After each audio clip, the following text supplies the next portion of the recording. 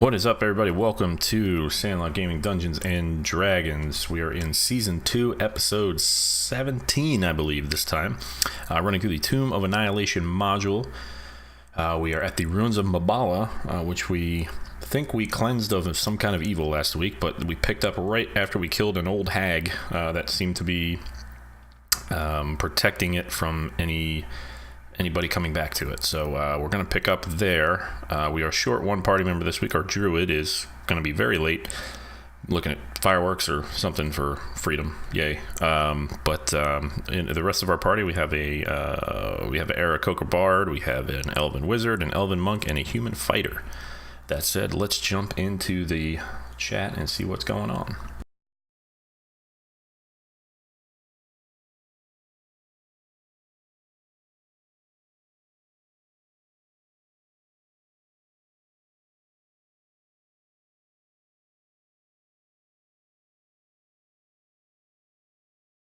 Here to make sure I could be able to play D&D. Had to escape.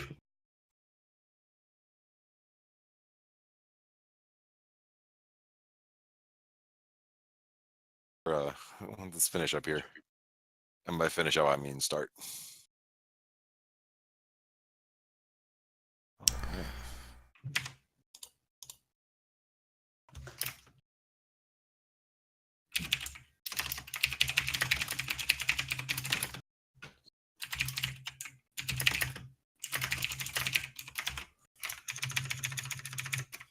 Can you guys hear me? Yep.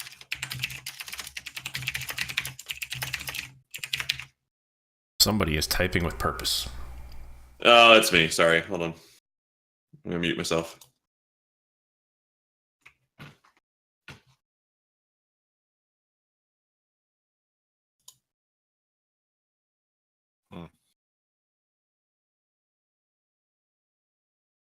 So what happens after they kill the hag and the 1,000 zombies that she controls are angry and come to kill the party?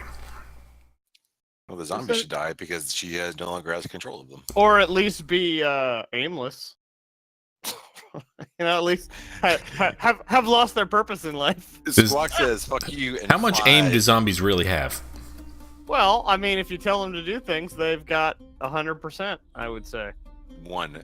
Zombies have one aim. If I tell them to do things, I'm pretty sure they don't do things.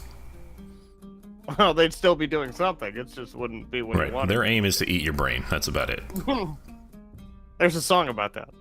Mm-hmm. Why don't we table this for now? Right. Did you guys have a nice week? Meryl and Hill, did you guys have a nice weekend together? Yeah, it went pretty well. As per usual, we got too drunk on the first night, and then we're a little sleepy the second night. So. Yep. That checks out.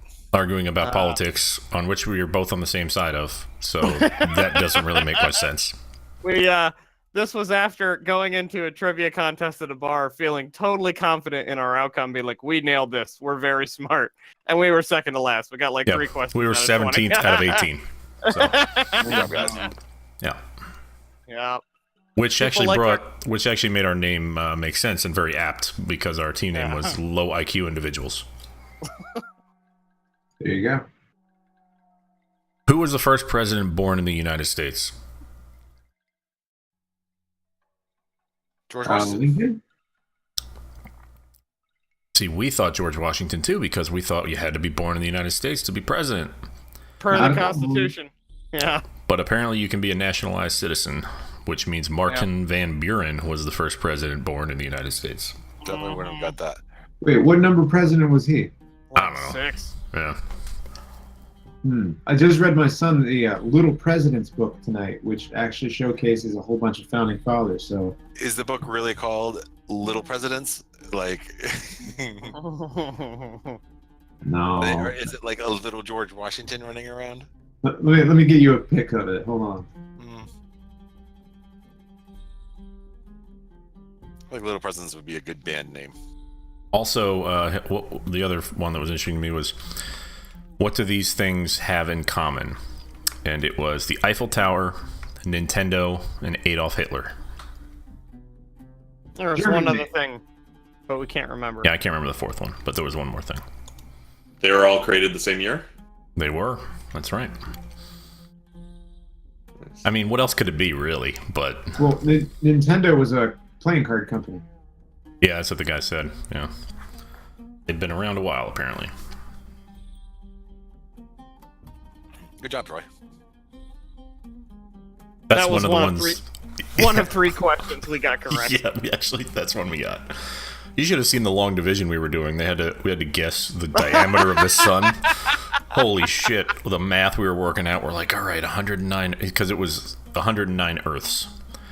But wait, if you wrap stretch them around. if you wrapped them around the sun, it would be 109 Earths. But that's the circumference, right? So you have to figure out what 109 Earths length is wrapped around the sun, and that's the circumference, and then you use whatever formula to get the diameter. I think it's pi r squared or something like that. But We tried it. We were an order of magnitude off of the actual answer. we were not It was close. like our guess we, was about 10 times bigger. Were we better off having Hiller say, "Oh yeah, here's where the temples are" on a blank map? Almost.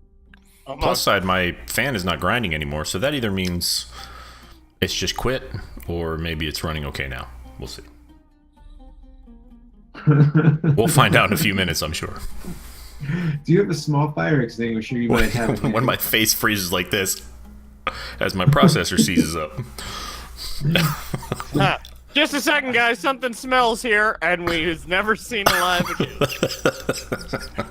Meryl's like, "No, I don't have a fire extinguisher, but I do have this bottle of bourbon that I'm sure will work just fine to put on." Right. I mean, Dude, I'm jealous of the Hill Rock bourbon, man. That's really good. Yeah. So that's so really random. good. Like, we were up in Copake, New York, visiting my grandparents, and there was nothing up in Copake, New York, but we drove by this distillery randomly that was a few miles from them, and we're like, huh, well, that's something we could do. So me and Sarah just randomly went out one day and went there and showed up. And they were like just getting started with this distillery. I mean, they had obviously put out a few batches already, but it was pretty new. And we show up and we're like, hey, you guys do tours or anything? They're like, no, but we'll show you around. And I was like, awesome. So they showed us around and let us like taste things, like all kinds of stuff at different stages and everything. It was like one of the coolest tours ever, because they were just showing us everything and took us everywhere. It wasn't actually a tour. Right. So, but the guy who was there, the master distiller, was actually the former Hang on 1 second. master distiller of Maker's Mark, and he was starting up Hang on his one own thing. And they were apparently the only, at that point at least, the only bourbon distillery or whiskey distillery in America that did everything start to finish on site, like grew their own stuff. Grade the glass business.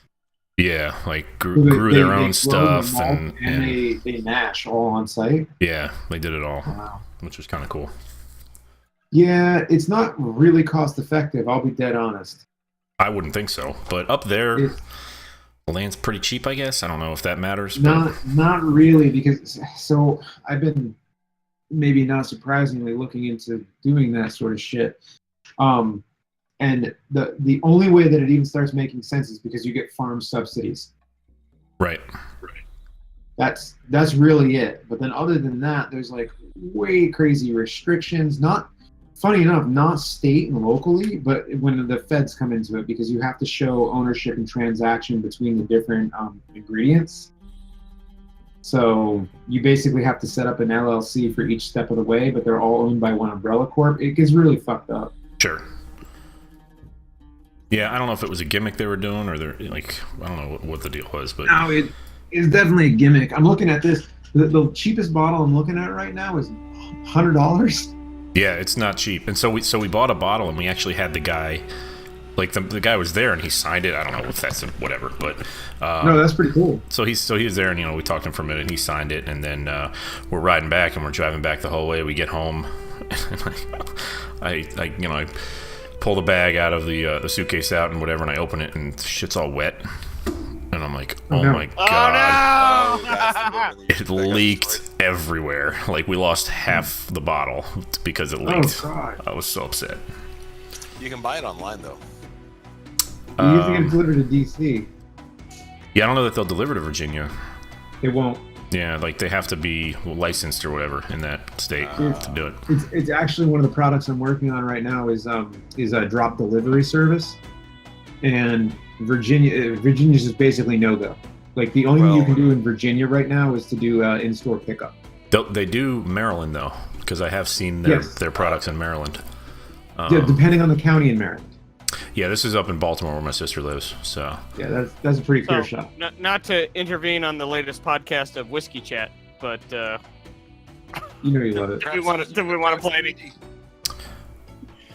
just waiting to make sure Troy's ready. Basically, I mean, I know he had some stuff to set up, so we figured we'd. It Yeah, seems I'm just about ready. Cool. Oh, well, that means that then I should probably pick up another bottle of it. Troy, are we gonna hit level Did we 6 get, tonight? Should we prepare Hey, for Nick. that? Nick, you want to grab me a bottle? I'll PayPal you I cash don't right know. now. We'll see. I'm prepared. I only have to click one number twice, and then I'm done. Yeah. Level 7's a big deal, but level 6 is a not sexy. Hey, can we get Zigmundo into roll 20? Oh, I thought I was. I'm so sorry. Hold on. Noob. Where is it? It was 10101 was the bottle. You talk about the price, right? So when we bought it there, it was 84, I think. Guess middleman markup or whatever. Yeah, and I mean, I was like, and the thing is, like, I just grabbed the bottle and didn't even think about it. And then I got up there and I was like, they were like 10101. I was like, oh, that's a palindrome. And I was like, oh, yeah, it is. It's meant to be. But yeah, like I walked up there and everyone was like, this stuff is really, because so the liquor store that we went to did taste tests of basically everything they had in the store. And I was like, oh, well, like there was one called like Joe Dirt or something like that. And I was like, this is okay. And then I tried the Hill Rock and I was like, oh, this stuff is amazing. And then I got a glass of it when I came home. I was like, this is my new stuff. This is my new drink. Is it the Kentucky or is it the Solera? Oh, they have a Solera aged. That's the Solera. I got the Solera aged. Oh hell yeah! That Solera is is like my new favorite shit now. That is some good stuff. I might have to pick up another bottle of it, knowing that I can't necessarily get it in Virginia then. No. You would have Maybe to get I it can to Maryland. So maybe we can do. Maybe we'll just do that one next time we're up there. There's 2 liquor stores in downtown DC that are basically like regional, like receiving for like shipping all over the United States, and they charge a hefty fee on the markup. Interesting. Anyway, let's chat about this because I'm interested. I'll text you later. All right, you guys ready to get Yep. started? Yep. All right. Who wants to cover the recap? I might be ill-equipped to do so this I think week. the recap is actually pretty simple. We ended up finding what we assumed. The party ended up finding what they assumed to be the magic source that was keeping not Sudoku. Mbala? Sudoku. Sudoku. Iku? God, Iku. Iku, that's the Iku. That was keeping Iku from being able to ascend the cliff of Umbala. It was an evil hag that turned out to be something that our group of heroes was able to relatively easily dispatch with some creative CC work on the account on the mighty fist of Recto, being able to keep the hag stunned, and Roland was able to cast his fairy fire spells to be able to prevent her from going invisible on a whim, and the party was able to destroy her, and now they are on their way back to the bottom of the cliffs of Umbala to talk to Iku and to presumably tell her the good news that she is able to join them on the rest of their journey. All right. So, with that, we'll go ahead and cut back to the top of Umbala. Shortly after the green hag was killed, and you saw the flesh golem that she had summoned from the ground kind of sluice off into pieces, into a rubble of stinky flesh on the ground. Ick. You're gathering your breath when you see a large shadow pass across the sun, looking up, and you see a winged snake start to descend towards you. And it is the new form of Iku. And as she approaches your group, you see that she's significantly larger than you remember the last time you saw her. She's probably about 20 feet tall now. Yo! It's noticeable. No. Damn. Okay. Well, I mean, I guess I'd sort of wipe the gore, fling the gore off my sword and hammer. And go, well, you can get up here now. She kind of doesn't quite land, but she kind of hovers down to approximately your height, of course, towering over you still. And she says, "Yes, I see that. You have done as I asked. Thank you. Chult thanks you." I have her head. And I hold up the hag's head and give it to Iku and present it to Iku as proof, obviously, of her demise, and say, "Do you need this head for anything?" So Iku doesn't have any hands anymore, FYI. Right, has to give it to her how? So she's sitting there hovering. She does have wings. She kind of forked. By the way, when she's speaking, just as a reminder, she's not actually speaking with her mouth. You're hearing this all in your head. Her forked tongue kind of out, and she says, "No, I do not need her head. But if it is of any use to you, keep it." And I throw it away. Okay. She looks over at you, Zigmundo, and she says, "You have done a good thing here. The protection that this hag has cast over Mbala is now gone. Be wary. Her sisters will be angry when they learn of this. Sister. But yes, she has sisters. We call them the Sown sisters. They are all powerful hags. Who's gonna tell But him? I'm not gonna tell him. Yeah, but they I posted it on my Insta, so sorry about that. My bad. Nice. But she does say, the curse is lifted, but there is still much danger in Chult and a much larger power to deal with before life can truly return here. But once that has been dealt with, Mbala now can thrive again. And now that you have done this, I must return to my lair, where I must once again become the guardian of all of Chult. Well, I thank you. Hold on. Wait a minute. Yeah, She turns over to Jason. Yeah, you were hired for a job, Guardian of Chult, which was to take us to ruins, which you said you would do. Are you just gonna fly away? Is your word no good whatsoever? Seek me in Oralunga, directly to the west, and I will give you the knowledge that you need.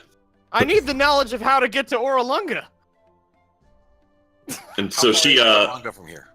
so as Jason says that, her face kind of moves closer to his, and her head is this big.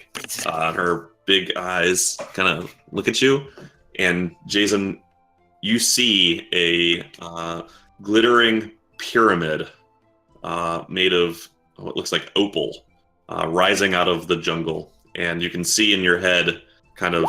It almost zooms out. Now you can see where you are, where the plateau of Mbala is, and you can see the direction that Oralunga lies from Mbala, and you think you know the way. Okay. Could you mark it on Yes. on the map? Working on it. Thank you. Excellent. Oh man. That's like All right. manageable. Okay, I say, all right, well, that's close enough, I suppose, but where should we seek you once we're looking for you again? Seek me at the top of the pyramid, in the temple. You will have to pass the challenges of the protectors of Oralunga, but look to the Chewinga. They will show you the way.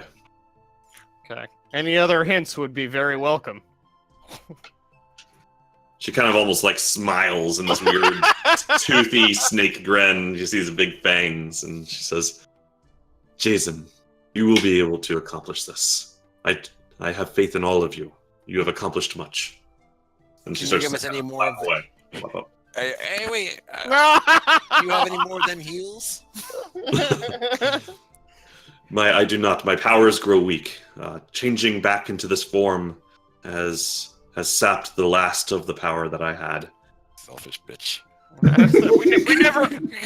We never asked her to turn into a flying snake. Well, I'm gonna use all my powers to turn into a dragon that doesn't do anything for the party. This guide contract is At missing least- key loopholes. At least You you can always tell go us ask that Joe Ball for a refund. I think I might. Yeah, can we sign on to Amazon and get an RMA? Yeah, where's at least the you didn't tell Yelp? us that she'd be standing at the top of a waterfall swinging a chain. two stars, initially good, but then turned into giant snake and bailed halfway through tripping. Okay, so she's lifting higher and higher, starting to head west, past the cliffs So, to sorry. the west where the Terrafolk are. I had an interruption. Can someone summarize the last Yep. like 3 minutes for me in about 10 seconds? But, You can left us. we got screwed. We lost our contract. There's a opal pyramid to our west where our guide just flew away to, and now we're left on our own. Yeah. We're gonna meet up at the Iku at Orlunga. Oh, but we see Orlunga on the map now. Okay. Now we do. She showed Jason in a mental vision where it was, and then hit the bricks. Okay. Said she'd be at the top, also that there would be challenges, and told us to seek out the whom? Chewinga, The Chewinga. All right. which Where are they? Hopefully near the pyramid. They're at 'Cause Orlunga? She didn't give us a lot of info. It's pretty sparse. Do we know what the I think Chewinga none are? of Steve did. Yeah. Fantastic. I don't think any of you do. Who? Why did Steve know? Who was Steve? You asks, yeah. You'll never know now. Okay. I'm gonna actually pick up the hag head, Okay. and I'm gonna loot the body. Again, can I go over to the hag's body and search it for loots? You can. So you kind of rifle through her belongings. She has this kind of sack. It's like a sash with pockets in it. That and most of it is kind of just odds and ends and bits. You do find a potion bottle that seems to have been relatively recently created or gathered in that sash, and you're able to take that, but no money. Okay. How about the staff that she was holding? Does it seem to be anything? It looks like a staff. You can try to identify it or detect magic, but unless you have a way to determine what is a staff versus a magical staff. Ooh, Okay, so I wonder if there's a party member that has that ability.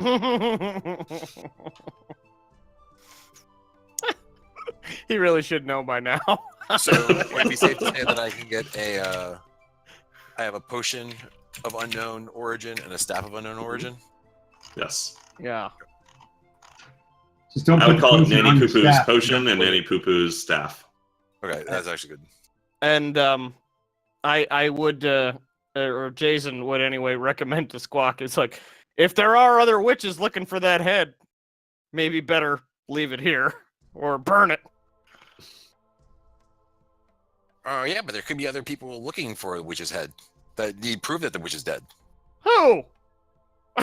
Who even knew she was up here? Other witches?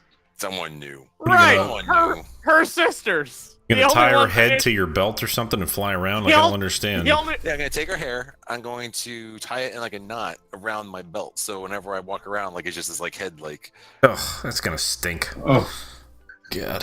hey, what if we put the cube Bird is in disgusting. the mouth, and then that way, like, light came out her eyes, and we'd all know that the Oh, cube was no, black. it's gonna be a rotting head. But it'll be a jack-o'-lantern. Also, The anyone Hagler. that recognizes the head is gonna immediately want to kill us, and we won't have any warning of it. That's a terrible idea. Or praise us and lavish us with gifts. No, what? She's killed everyone she's ever met. Look at Except- Troy. Troy is greatly amused by all this. I mean, what is this? What is the sense in this? All right. So, what about the the dude who. All right, I'll put down the head.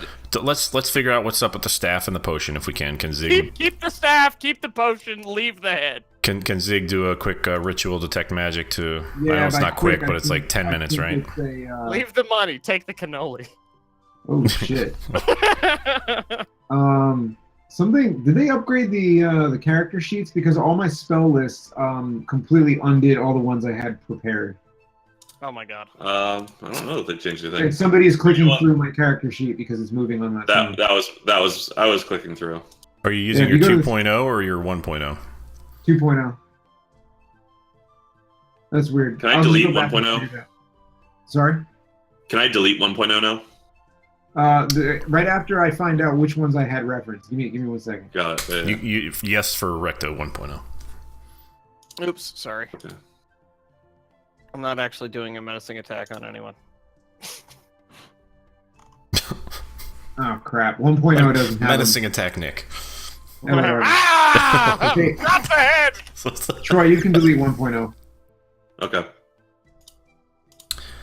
All right, so let's figure out what the potion and the staff are, if anything. Right? We can do that for free if you do it as a ritual. Yes. Okay. I think the other thing we probably want to do is take a quick short rest, kind of gather ourselves here. Depending on time of day, maybe even camp for the night up here, since we're probably good up here now, right? Yeah, I'm getting real low on my capabilities here, without a long rest Well, of safety. the shack is probably still livable, and as far as all Terrafolk and everything know, still populated by a dangerous witch, so it should be safe as we're likely to find. Not I don't probably know that we're gonna terrible. get We're at along. the bottom of the mountain, though, right? I don't know that that's going to be enough for a long rest, though. I mean, I didn't ask that. yeah, but I'm talking for Zig. We probably need a little more permanent shelter for that to happen. But we I can at might least have get a phrased short it a rest out little of bit it. differently, such as, does this count as a long rest, rather than this is obviously not one. Right, but step one at a time. Let's figure out the potion and the staff first. Okay. Identify, I think, takes an hour. No, casting time is 1 minute. Wait, hold on. As a ritual, let me just get down. Be 10 minutes. It's I thought. 11 minutes. So Okay. for a potion, you don't really need identify. So for a potion, I'd let you do an Arcana check. Okay, let's do an Arcana check on that. Let me get back up here. And We'll do DC 15. There's no way we can help him with that, right? I'll let Yeah. him. You sure? If somebody that can help, if somebody can say that they can help, and Maybe a bardic inspiration. suggest how. I'm gonna give the bardic inspiration to him. Okay. All right. Yeah, as we're talking about it, I am going to. I don't want to. I would also say anybody who's proficient in Arcana, I would allow them to grant the help action as well. I am not. I am not.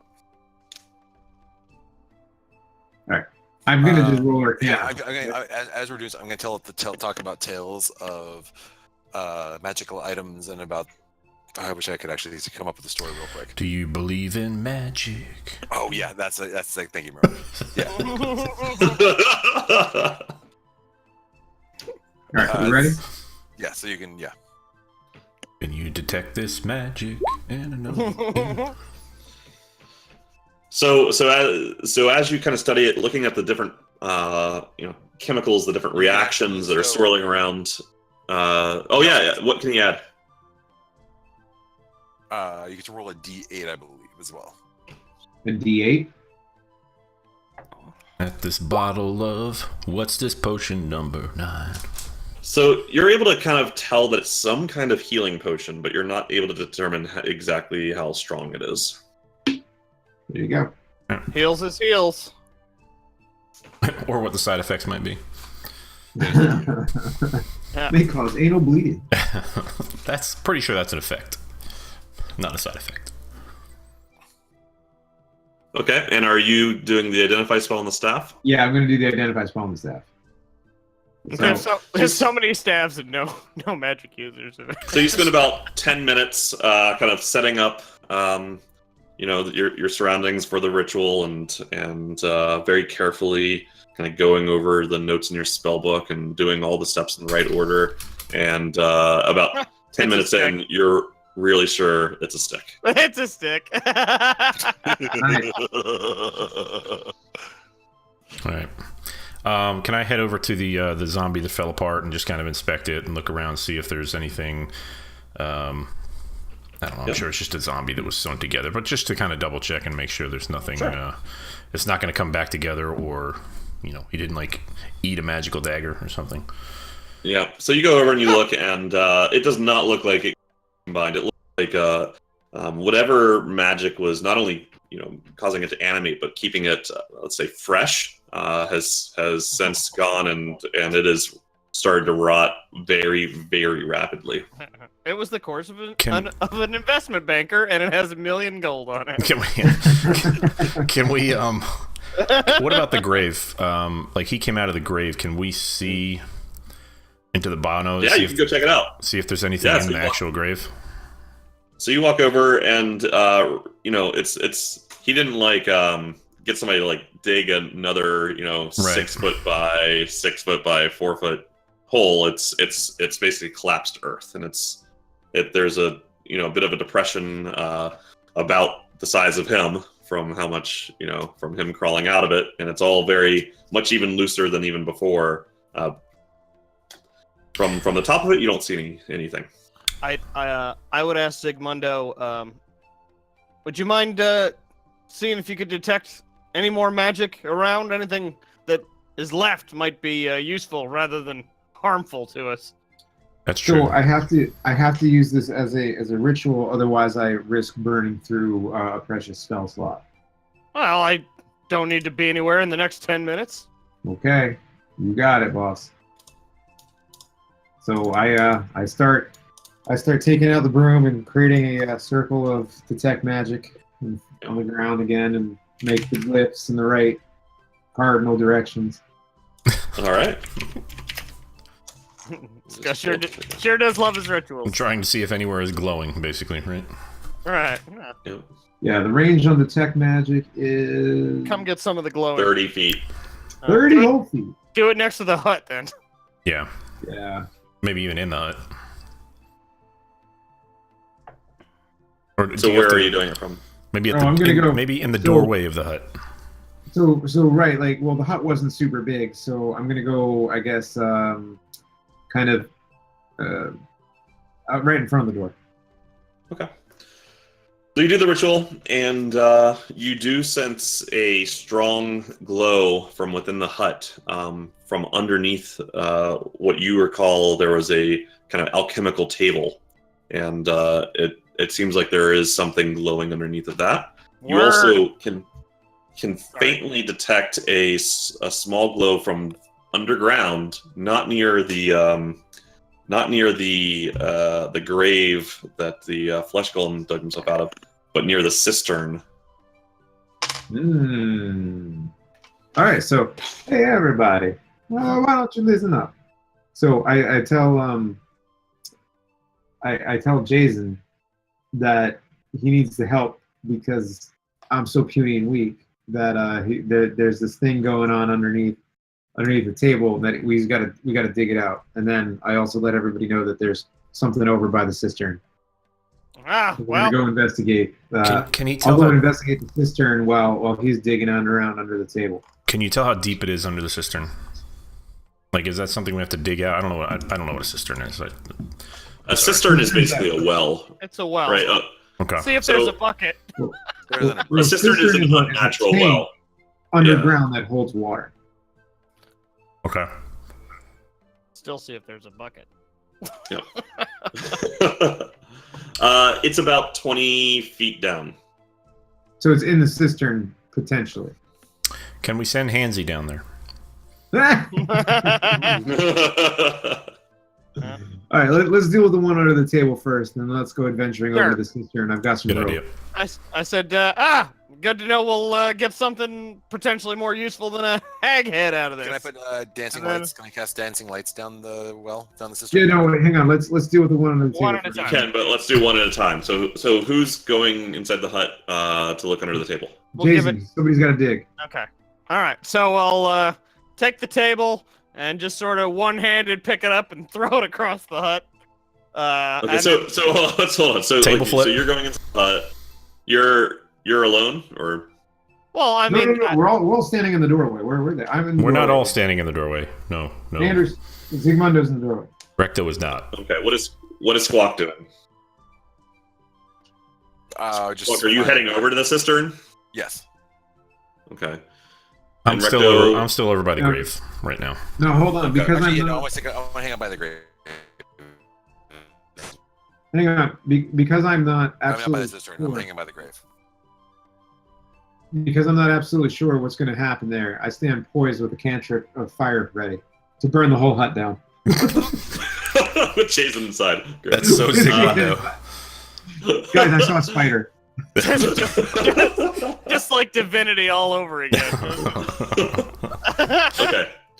So Jason, you go inside the hut, and the table that holds alchemical stuff. It's as you look at it, it's more of like a bureau. It's got two large, probably 2 foot by 2 foot doors in the center of it, and then some drawers on either side of that.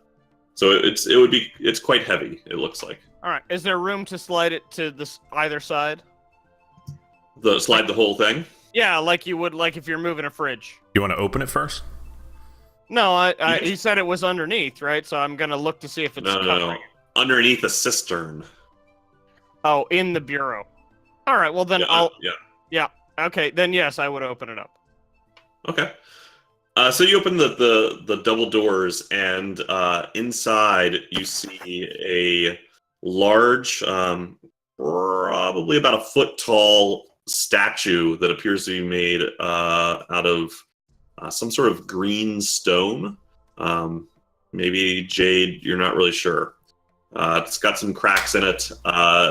It's like a so it looks kind of like a woman. Pregnant woman kneeling, except she has 2 heads. One is the head of a lion, and one is the head of an ape. And there's also a snake kind of coming out of her body. Whoa. Okay. Well, that seems like it. Might be at least worth something at camp or to a sorcerer or something like that. I would for sure grab that. Yeah. Okay, go. It's quite heavy as you pick it up. I'm quite powerful. It also grows quite hot very quickly as you pick it up. Go ahead and make a dexterity saving throw. For heat? Okay. Oh God, it's a trap. It's a trap! Well, that's why you send me in here, I guess, to be a meat shield. Oh. That's not great. How much? Roll 10d8. A giant boulder is now crashing down on you. Down I go. So this wave of heat out, and you feel like this crackling sensation across your skin. Are those all D8s? Those are such horrible rolls. Actually, they're really good rolls. Yeah. And you guys see from the outside. So Zigmundo, go ahead and do with advantage. I'm sorry. What with advantage? Dex saving throw. Oh, Jesus Christ! This is why we all did not go into the hut. Wow. Oh my God. Okay, Advantage. I have advantage. Oh yes. Yeah. You feel like you're like actually pushed back, like you see kind of your feet drag through the dirt, like it's created like footmarks for about 2 feet as you're kind of keeping yourself still, and you see the rest of you see kind of the hut itself blown apart. Oh my! And Zig, you see Jason laying on the ground, his skin singed, with some of the kind of roofing material laying over top of him, with this big green stone statue in hand. Is it just like coming out of the rubble? He's just still holding it. So I quickly run over to him and I check, exactly how bad he is, because even though I see the rolls, I mean, my character doesn't know that. Right. So he is not conscious, but he is still breathing. Okay, so are we? Hillers, you gotta let me know. Like, are you? Where's your HP at right now? 0. He's out. Oh, He's- 0. Right. Okay. We got to stabilize him. Either give him a potion or roll a medicine check. I can roll a medicine check. Like I would obviously kind of head that way after this happened too to see what's going Well, on. I have Okay, a so you're potion, so that's what I'm leaning Well, toward. I wouldn't. We don't necessarily need to use it. If we do a quick medicine check, we can stabilize All right. him. Hey, All right, so hey, I'm let's gonna go ahead and do roll the a death medicine on saving him. throw, please. I'm gonna hit the medicine on him. Yeah, just 2. That's fine. Okay, you're doing a medicine check? Okay. Nice. All right, there you go. Okay. So with that medicine check, you're able to stabilize him. So Thank God. Hillers, you're still unconscious, You're still unconscious. but not rolling death saves anymore. And then at that All point, so at this point we have a choice. Game mechanic talk here, but basically eventually he'll come out of this. And I think it's a 1d4 hours that he'll come out of this. Or we can heal him somehow with a potion or whatever. But if we decide to rest here, like overnight, then theoretically he would come out of this overnight. Well, our building in which we were going to rest in is no longer there. Yeah, that's a fair point. That is a fair point. Yeah. So anyway, if you want to give him a potion, that's cool. We could give him the potion we just picked up. See what happens. Yeah. What time of day is it? It's late afternoon, maybe approaching dusk. Like I think it's too late to head back down. Yeah, we haven't had a long rest in a while either, right? So having a long rest. Yeah, but we're not safe, so You just had one at Camp Camp Vengeance. that was like which is days ago. that's true. Yeah, wasn't that? Yeah, like how much time has passed? That was about 3 days ago for you. Okay, so we haven't had a long rest in a while. You're not bleeding out, Hillers. You're stable.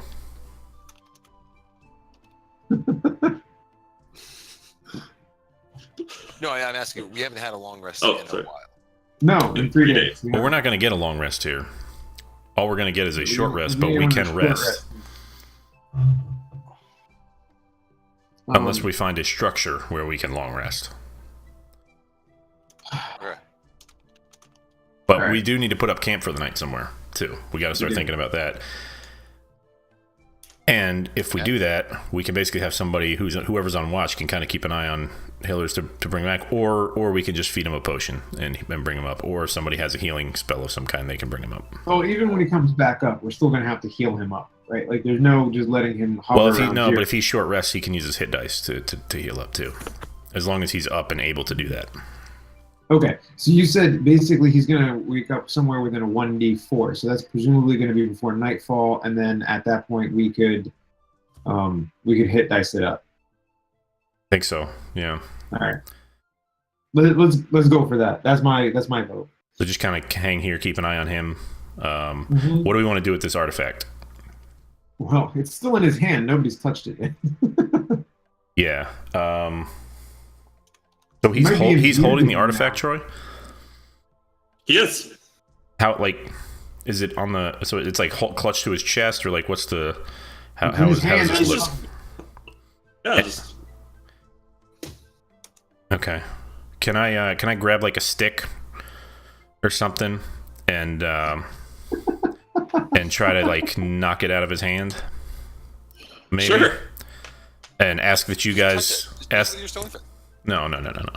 Ask that you guys. I mean- Actually, no. I don't want to do that.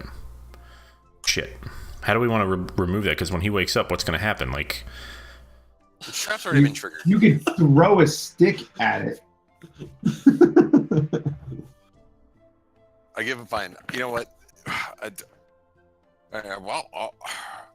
I guess it's better sooner than later. I've always said that, and I open. So it's better his going mouth, down than up. And maybe it's easier going down than up. And I pour the potion down his throat. The recently received one. Yes. Name purpose. Okay. So that is a potion of greater healing. So Hillers, go ahead and roll 44 plus 4. nice. That's a werewolf now.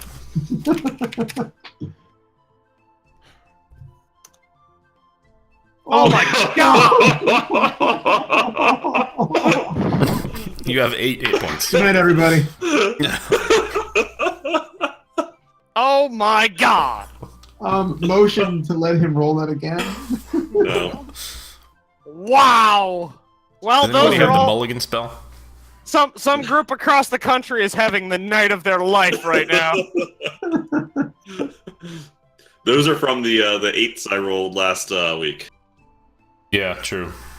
No, they're from the 8s you rolled killing me. Yeah. Probably. It's been a bad series for you here, Hillers. Not great. Not yeah. great. I pick up a thing. This is how Steve went down. It's exactly how it's No, that was slightly more common. All right, so went down. All I found was a pair of Reeboks and a $20 bill. Yeah, literally when I, That's a little Beverly Hills Cop 2 throwback. when I was doing my planning for tonight, I was like, oh gosh, no one's gonna even interact with this thing because of what happened to Steve. Yeah, no. Except the guy who's playing Steve. Except What, the guy who what did we plays learn? What did we learn? Nothing. his pursuit Doesn't of matter what epic character loots who will is playing, never be he's satisfied. rewiring. It's just a statue. I was like, oh, that looks Mhm. magical. Yeah. Yes, Mhm. it was. Somebody else is picking up the next one. No, you're. Trust me, we're not, because you're going to be the first one to it, and you're going to say, "Nope, mine. I'm going to get it," and you're going to run there, and you're going to get it, and you're going to Alright, die. so again. so Jason, you wake up and you can feel kind of the crackling still in your skin. It's almost like a kind of static electricity, like the hairs on your arm, which are a little singed, a little smelly still, are kind of standing up. But the statue you're holding no longer feels hot. Wake up. I found a statue. Rolling low. Rolling low.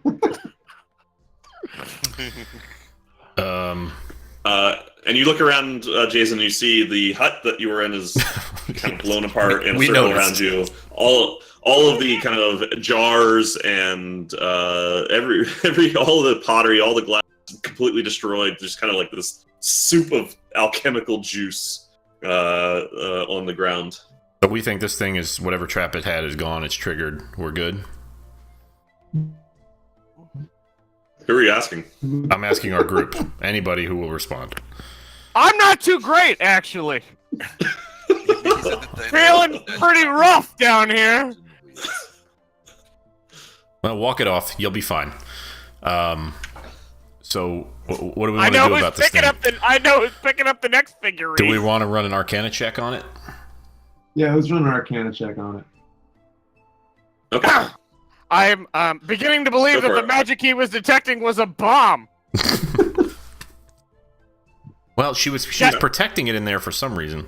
Got that feeling somehow. We could have done another help So- maybe there. I don't know, but Yeah. So as you look at it, it seems like it you can't really use Arcana to detect magic, right? So Right. like with No, I want to know more about the item, though. That's what I'm trying to figure Okay. out. So you think that this might be some sort of fertility symbol, given the pregnant belly, but you're not really sure. Yeah. Gonna have Well- to figure this out later. I know who's keeping it. It's me. I earned whatever this piece of garbage is. I'm taking it with me. see, I told you, his quest will never end for epic loots. Well, What it did I won't say? end when I've already been charged with Chris. Mine, the thing almost killed him, and he's like, I want it. I still want it. Hey, Scrooge McDuck. I'm the only one that paid for it. Yeah, okay. You can have the thing that charged you No, to man. bits. No, I want you to carry that thing. That's fine. It's all yours, bud. Ooh. Oh, it's got a picture. Mm. A creepy ass picture. That's definitely where I would put the snake. Yeah, Jason's pretty fond of snakes, right? So I'm sure he wouldn't mind carrying that thing. Not. I mean, I've seen snakes all the time. I've been hanging out in the jungle. Yeah. Snake as man, long as it's I'm an not epic too- loot snake, then it's not- fine. I'm not too fond of. All right, so we got that thing. So I think we All right. hang on to it until we get to somewhere, or maybe someone can tell us more Okay. about it. So, are we gonna rest, or are we gonna lower Zigmundo Well- down the system? Yeah, I'm gonna say we still got the I system. absolutely need a rest. Alright, so Um, while he's resting, I got some rope. Let's go down the cistern.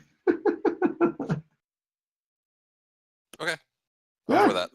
Alrighty. Cool. You were gonna do something with dancing lights? Yeah, I want to cast dancing lights down the cistern. Okay. I got some rope. I'm gonna tie it around my waist. You're going in. Yeah, I'm going in. I mean, Okay. sure. I'm definitely Troy, you're on gonna. Troy, you're muted. So when you guys approach the cistern, it's this kind of round brick construction. You look over into past the lip and look down inside of it, and even without the light, you can see that it looks like it's brick lined in the interior, and you can see kind of this dark black water about 15 feet or so down. Okay, and that's what the lights are down at the bottom now.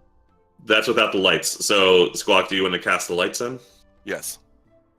So remember, it's about 15 foot drop to the surface of the water. Where do you want these lights to go?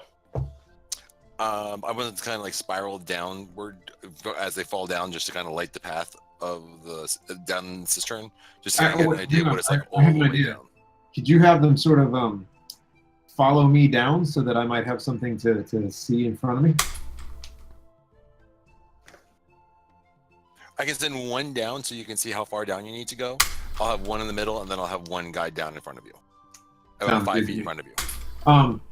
Before I head down, I'm gonna go cast this glass staff fence. Get some mage armor on myself. You okay with that, Troy? Yeah, go for it, man. Cool. All right. If you've got the spell slots, you can do it. It's glass staff of defense. I don't have to. Or How many if more you've charges got the does that charges. I have 8 charges, and at sunrise, I roll a 1d4, and it gets more charges. Okay. Yeah. So I've already used 2. There's the second one I just used today. Cool. All right. So as you send one of the lights in, Squawk, whoever's peering over. So Zig, I imagine you're side. Since Definitely you're about to peering go over. in. You see that the entire kind of the walls of what you can see are lined completely with brick. You don't see anything, and then you see this this dark kind of scummy black water. I'm rethinking going down this pipe. What do you see? I'll yell down. What do you see? And I guess he'll relay what that said. Well, I don't think he's inside yet. I haven't gone anywhere yet. Oh, if there's water, so I have this fancy cloak.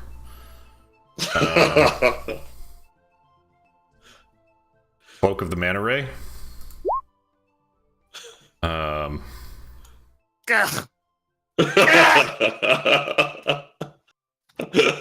Plus, I can make my own light down there if I need to. So you're going down there? No, are you going down? I'm saying if you'd rather me go. I'm not. I'm just offering. Unless I mean, so here's what my plan was: is that I was going to carefully ascend or descend the channel, being on the lookout for traps the entire time. I pass that advice on to you, Mr. Bearer of Cloak of the Manta Ray. Yeah. No, send the Immortal Iron Fist down there. Kick his ass down the well. aren't you resting? I'm resting. I'm not asleep. I'm resting. Yeah. Okay. And I suggest that they kick your ass right down the sister.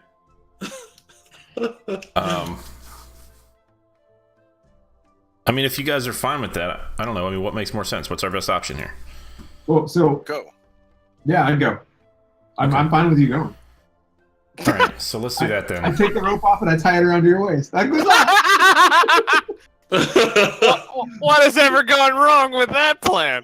And I'm gonna, if I need to do a help action to like hold the rope as he descends to help slow his descent, to help with any kind of saving throws that he has going down, I'll do that. So again, Yeah, what are you guys doing with the other end of this rope? So Okay. roughly you've got we- one I'm end of the holding, rope. I'm holding on one end. I'm holding on to one end.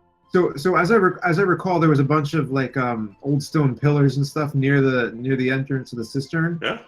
I think what we should Stone do rubble is and we stuff, should. yeah. Sorry. Nice. There's stone rubble and stuff. Yeah. Okay, so we should anchor one end to it, and then we should also have our hands on it to help lift him up. So that way he doesn't fall all the way into the liquid. Is there a ladder So- going down the cistern or anything like that that looks like I could just climb down it? Good question. There is not. Okay. There is another rope though. That's, There's an already- elevator right next to it. You just push the There's another button. rope that Maybe an escalator of some kind. There's a pretty thin rope that's tied to a there's a kind of metal loop that's embedded into the brick, and that rope leads over into the water. Don't want Ooh, it. we should No. see what's on the other end of that rope. Oh, that's a good idea. Pull that up, see what happens. Yeah, I'll pull that up. Okay, you start to pull it up, and there's a bucket on the other end. Can we tell what's in the bucket? You pull the bucket all the way up, and you look, and the bucket is full of this black water.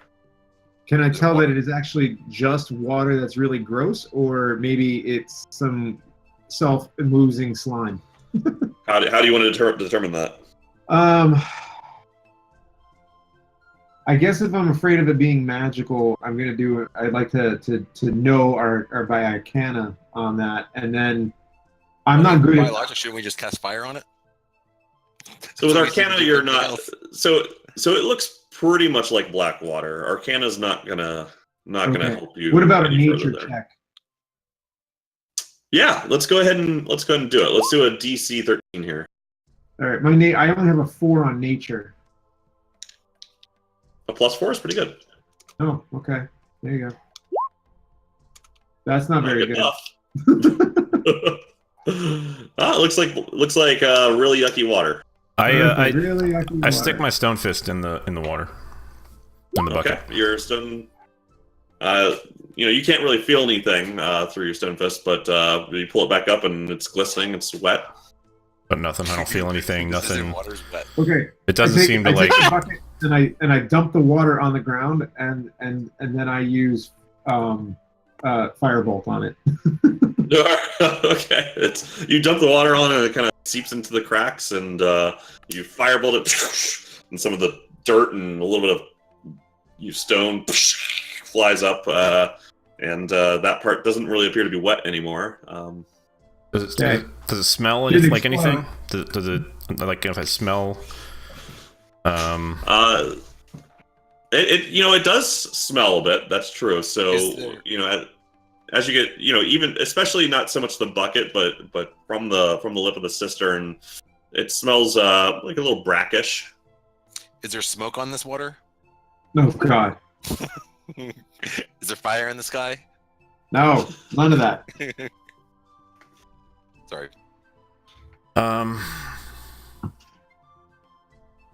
All right.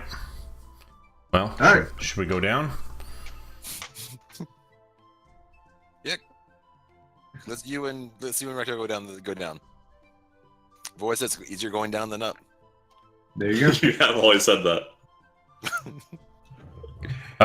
If looking at the cistern, if something happens to this rope, is there any way I can? That it looks like I can climb out of this thing? So just to be clear, so it's a round brick, like imagine a brick silo that's been embedded in the ground, and then the top of it there's a roof that covers most of it except for a relatively small round hole at the top. Okay.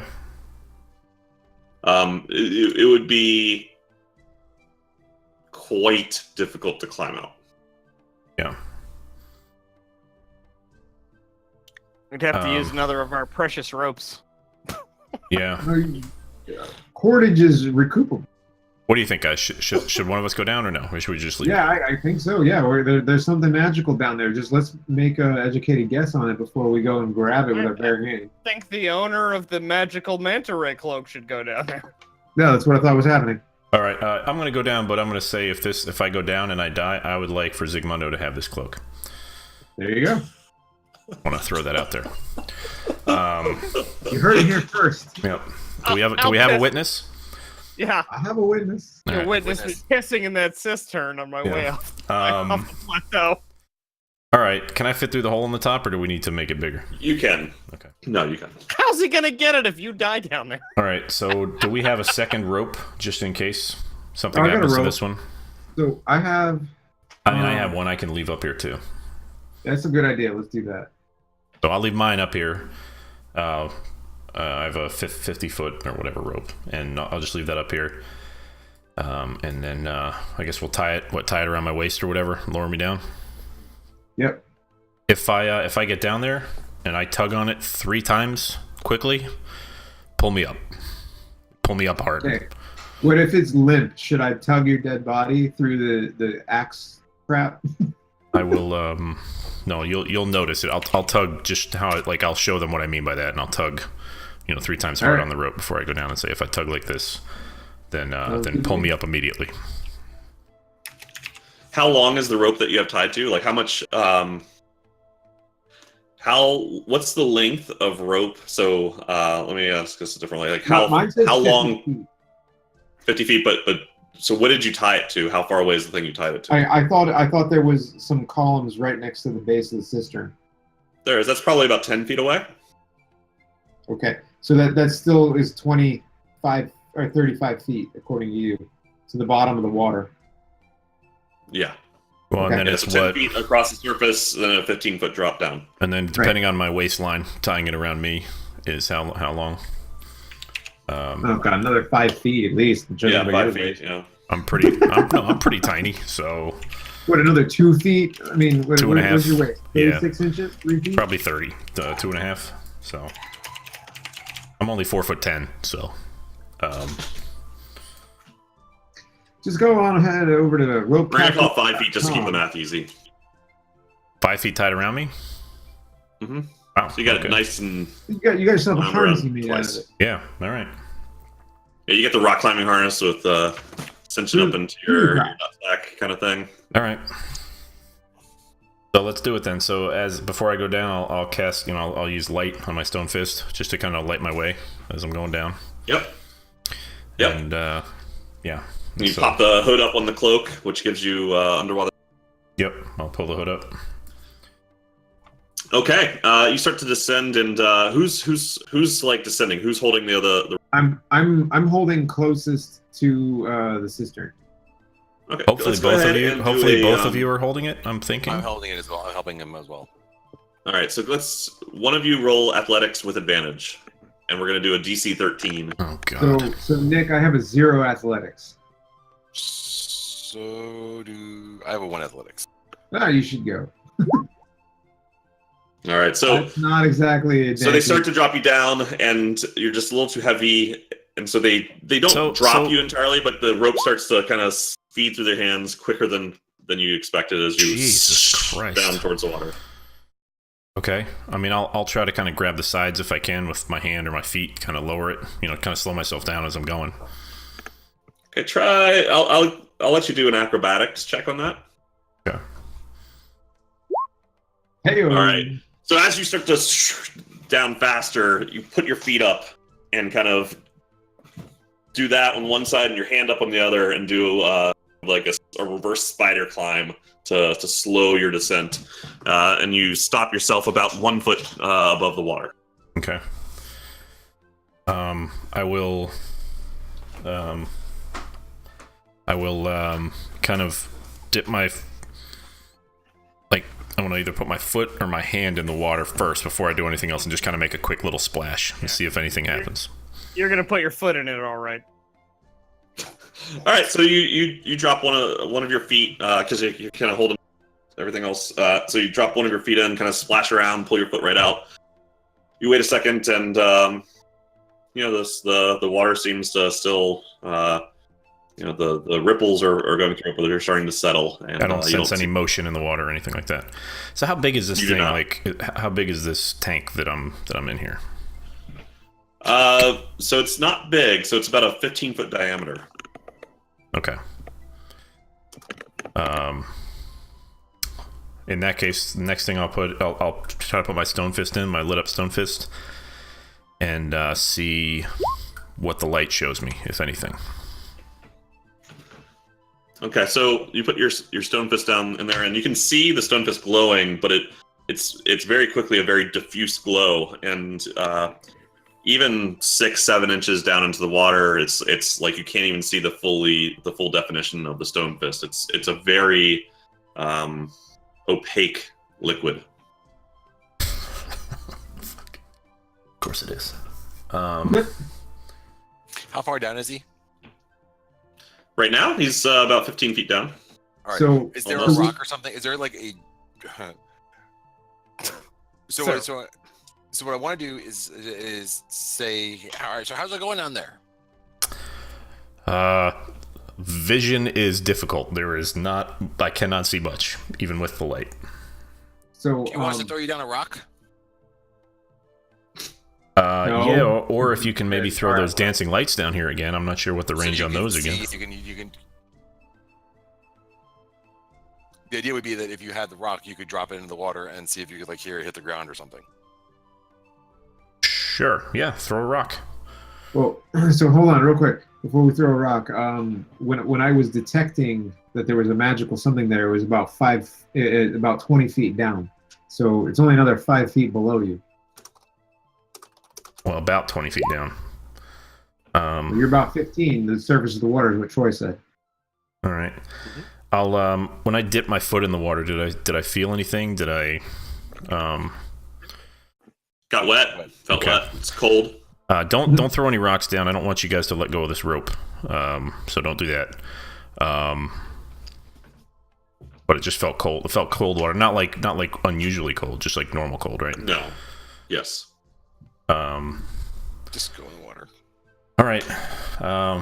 Well, gentlemen, it's been an honor. And I'll put my hood on and Really? I pick up a statue and you say my lust for loot is unending, and you're about to dive headfirst into sewage, and I'll nobody. pull my hood up and and I'll kind of Hypocrite. keep my stone fist and I'll say keep lowering me if you can, and lower me in. It's fine. Just drop. It's like I've got a harness on. I can't just drop. Yeah, we're lowering him down. We're putting him down. I'm not letting go of this rope. That's not happening. If I can't reach this damn thing while this rope is tied to me, I'm not getting it. Lower him down. Lower him down. Okay. So you lower him down. Recto. Finally you kind of submerge into the water. You can feel it kind of creeping up you as you descend, and it's chilly. And it is a little smelly down here, but nothing you can't handle. You're now fully in the water. And how do you guys just anybody remember how to spell Kraken? Okay. Has it been released? And so as I'm going in, I'm kind So of you're in the water now. You're in the water. yeah, and I'm using You're swimming. the stone like the light from the trying to like see as far as I can in any direction to see if there's anything that I can see Yeah, the visibility seems to be inches within the water. So and I'm guessing they're going to keep lowering me till I hit the bottom here. So or well, so are you until we run out of swimming, or rope. are you Well, so they he's descend touching the so rope. are you kind of treading water, or are you trying to stay on the surface, or are you trying to go No, down? I'm as far? under. I've got the hood up. I'm under. Okay.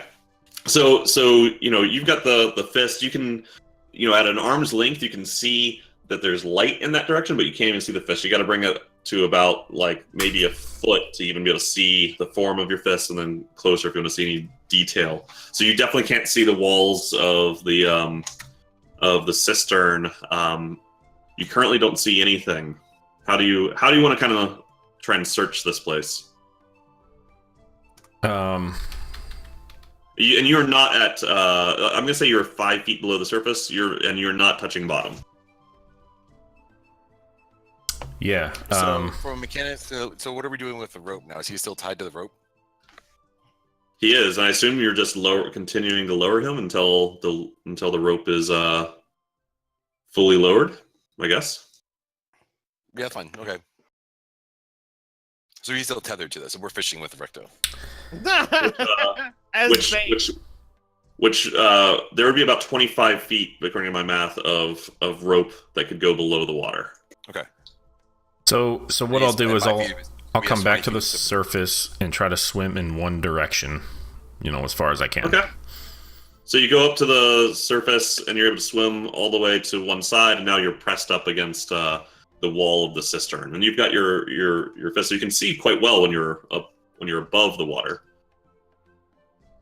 All right. So while I'm on that end, I'll drop. I'll basically kind of just try to basically dive down as far as I can go from the end, from that side. As far as you can go. Okay. So you go about 25 feet down, and the rope starts to tug against you. You can feel that you're at the end of the rope, and you're still not at the bottom. Okay. So he's now how far below the? 25. He would now So he would now be about 40 feet below the surface of the ground. Okay, so he's gone too far. If we're looking for the magical object. So when you did detect magic, you detected that the magic was roughly 20 feet below the surface. The surface of the water or the ground, I'm sorry. Of the ground. Right. So he's roughly too far down. So realizing I'm not going to be able to touch bottom, tie the rope, I'll come back up to the surface, and I'm going to try and swim in the opposite direction to the other end of it. Okay, so you swim to the other side of the. There's a wall there, so you're able to kind of grab onto the wall and hold yourself above the water. And then I'll do the same thing. I'll dive again, see if I can get to a bottom, maybe see if I hit anything. So, are you just diving straight down? Yeah, like you're you're in a pool and you're swimming down to try to touch the bottom of the pool, like that kind of thing. Okay. Okay. So once again, you go 25 feet down. You're able to do it very quickly. This cloak on, and as you descend, you're able to. You actually keep breathing, but somehow the water turns into air as you breathe, and you hit the end of the rope. It tugs against you, pulls you back up for a few inches, and you're still not at the bottom. Was that Okay. one tugs or two tugs, guys? Then I'll okay, and then what I'll do is, I'm under now, so I will start swimming back the way I came, but underwater to see if I So back run up into to the surface. No, still under. I'll stay under now, and Okay, so you're swimming like across. yeah, like basically back across from the way I came, but underwater, kind of making a circle basically, but vertical. Okay. Try going down the dead center of this thing. Go ahead and make a DC 10 dexterity save. Wow.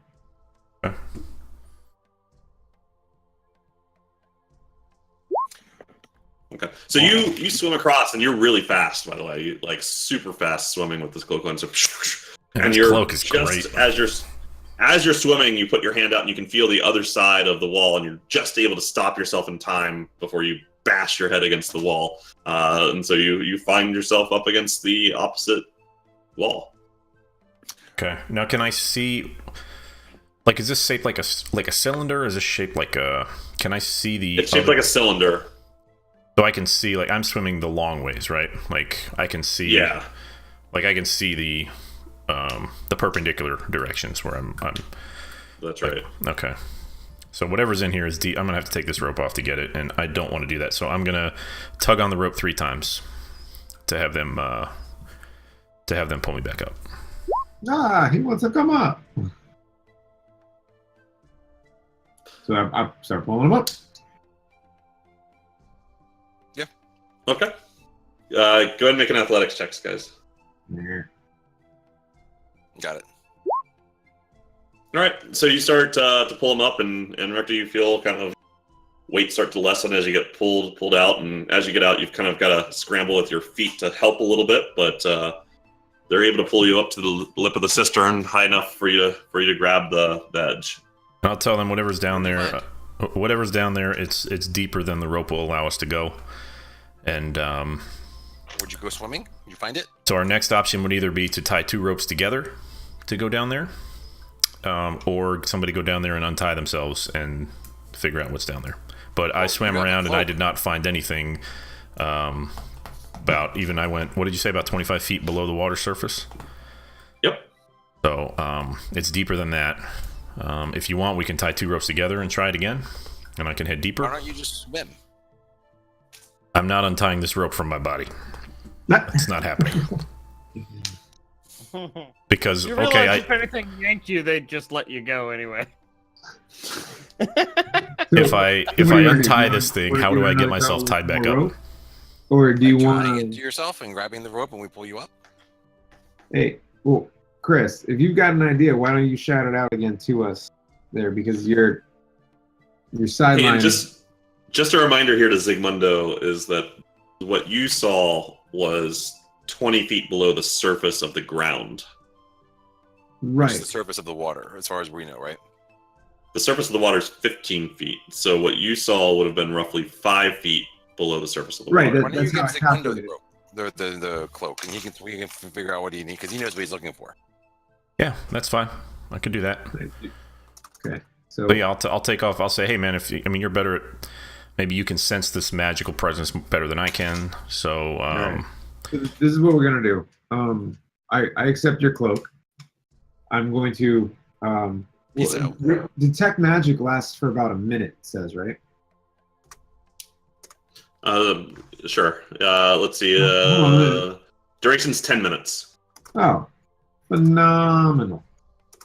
I'm gonna detect the magic spell. Okay. So So you're casting it not as a ritual, but you're just casting it. No, as a ritual. Okay. So you're going to spend about 10 minutes casting Yep. it as a ritual before you go down. Yep, that's exactly it. Okay. And I would like to do the double rope, if we could, please.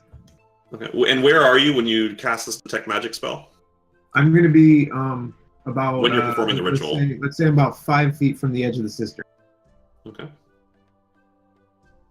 So as you wrap up the casting of that, what you notice is that it's not the glow is actually a little bit offset from the cistern itself. So it's not within the cylinder. Okay.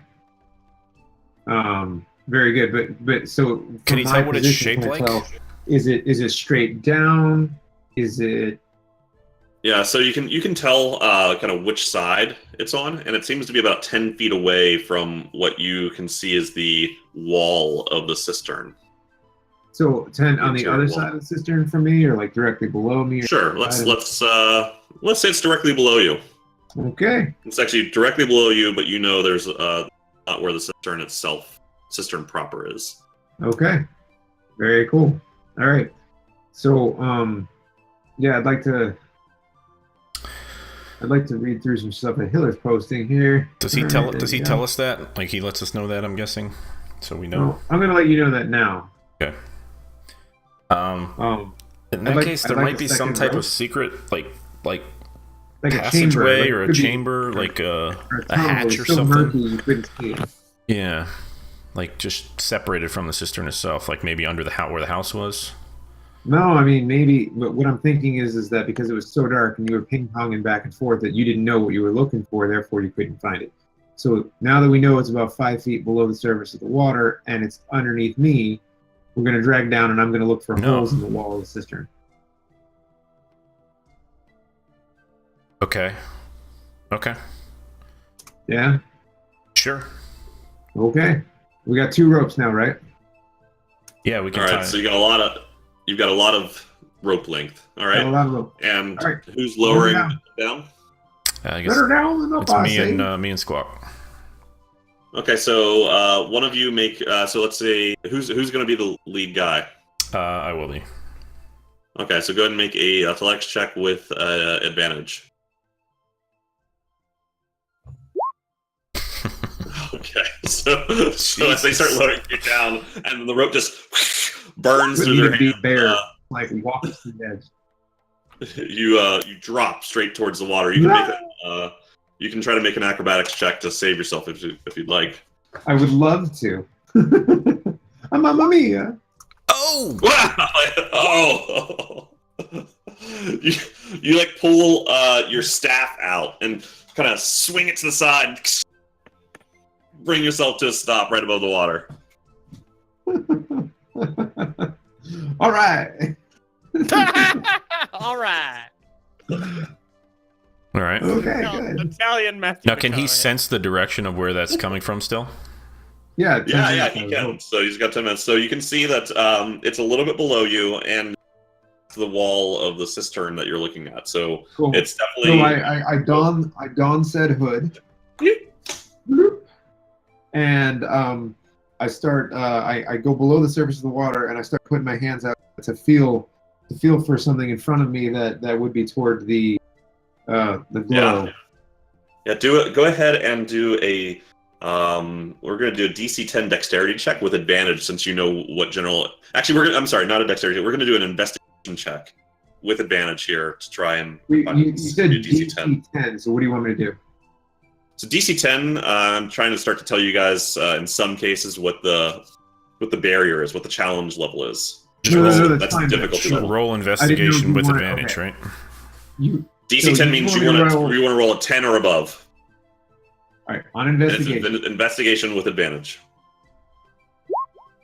Yes. All right, so you find a small kind of opening. It seems to be somewhat haphazard, definitely big enough for a person to fit into in the wall of the cistern underwater.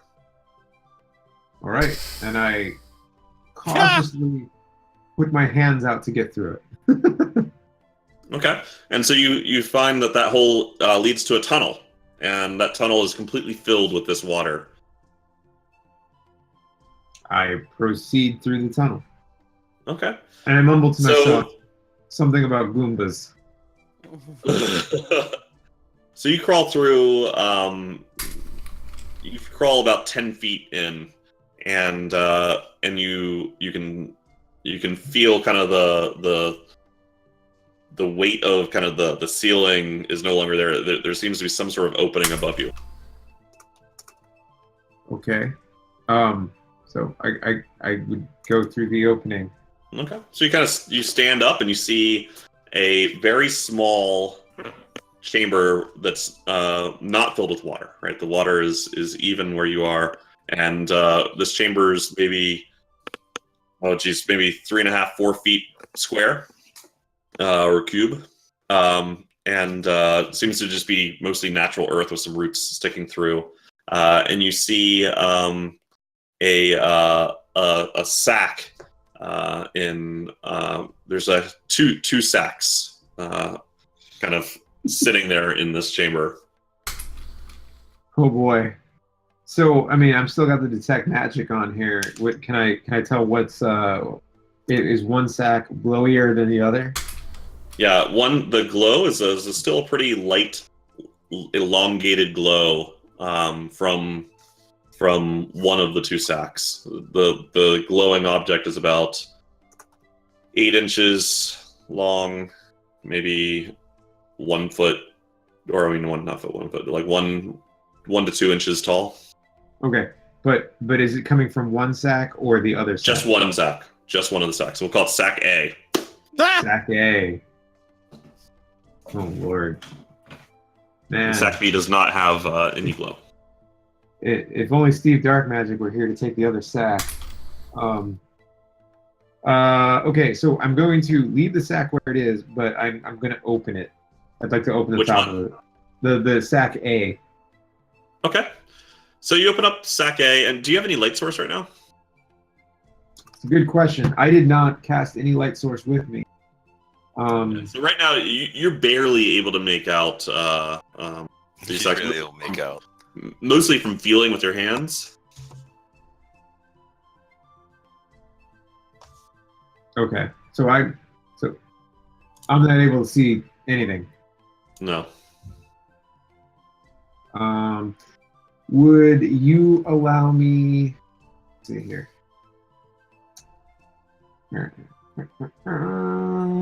Would you allow me? Would you allow me to use a firebolt to try to set them on fire to create like a candle-esque light? You want to light the sacks on fire? No. The roots Oh. on the walls. Oh, okay. There's I'll let plenty you of try. water. I can put it out. I'll let you try, but keep in mind these things are. Well, go ahead and try. What do you want me to roll? You don't have to roll anything. So you're casting it at one of the root. Well, so you feel around. You feel a root. You wanna light it on fire? Wait, hold on a second. Hold on. I might be able to completely make this a non-issue. I thought in my Explorer's pack I had a candle. You thought wrong, dude. Yeah, I thought wrong. I don't have it listed here. Never mind. It says backpack, but Torch. It'd be soap. no, I don't have any of those either. Damn it, Hillers! Why would you say that, teacher? God. Well, there's about 4 different ways you could make a light down there.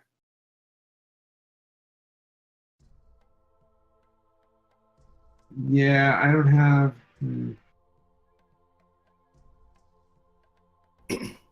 Yeah, I don't have anything that I can go ahead and do light with really. Yeah. Okay. Sorry. So what do you want to do?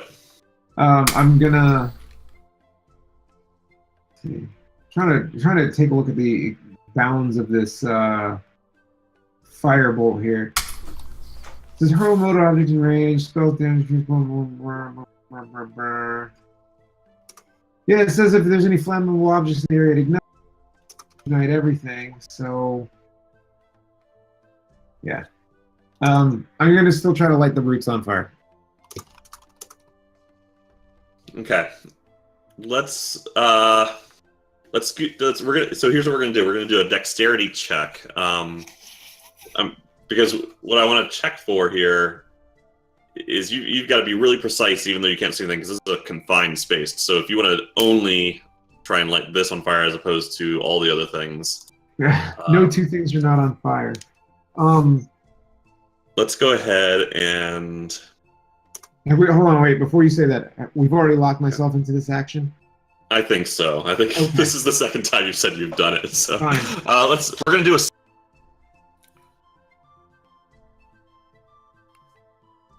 If you said something you cut out, we're gonna do a what? Oh, I'm sorry. We're gonna do a sleight of hand check, and we're gonna do a DC 12 sleight of hand check to light just the root on fire. Ooh.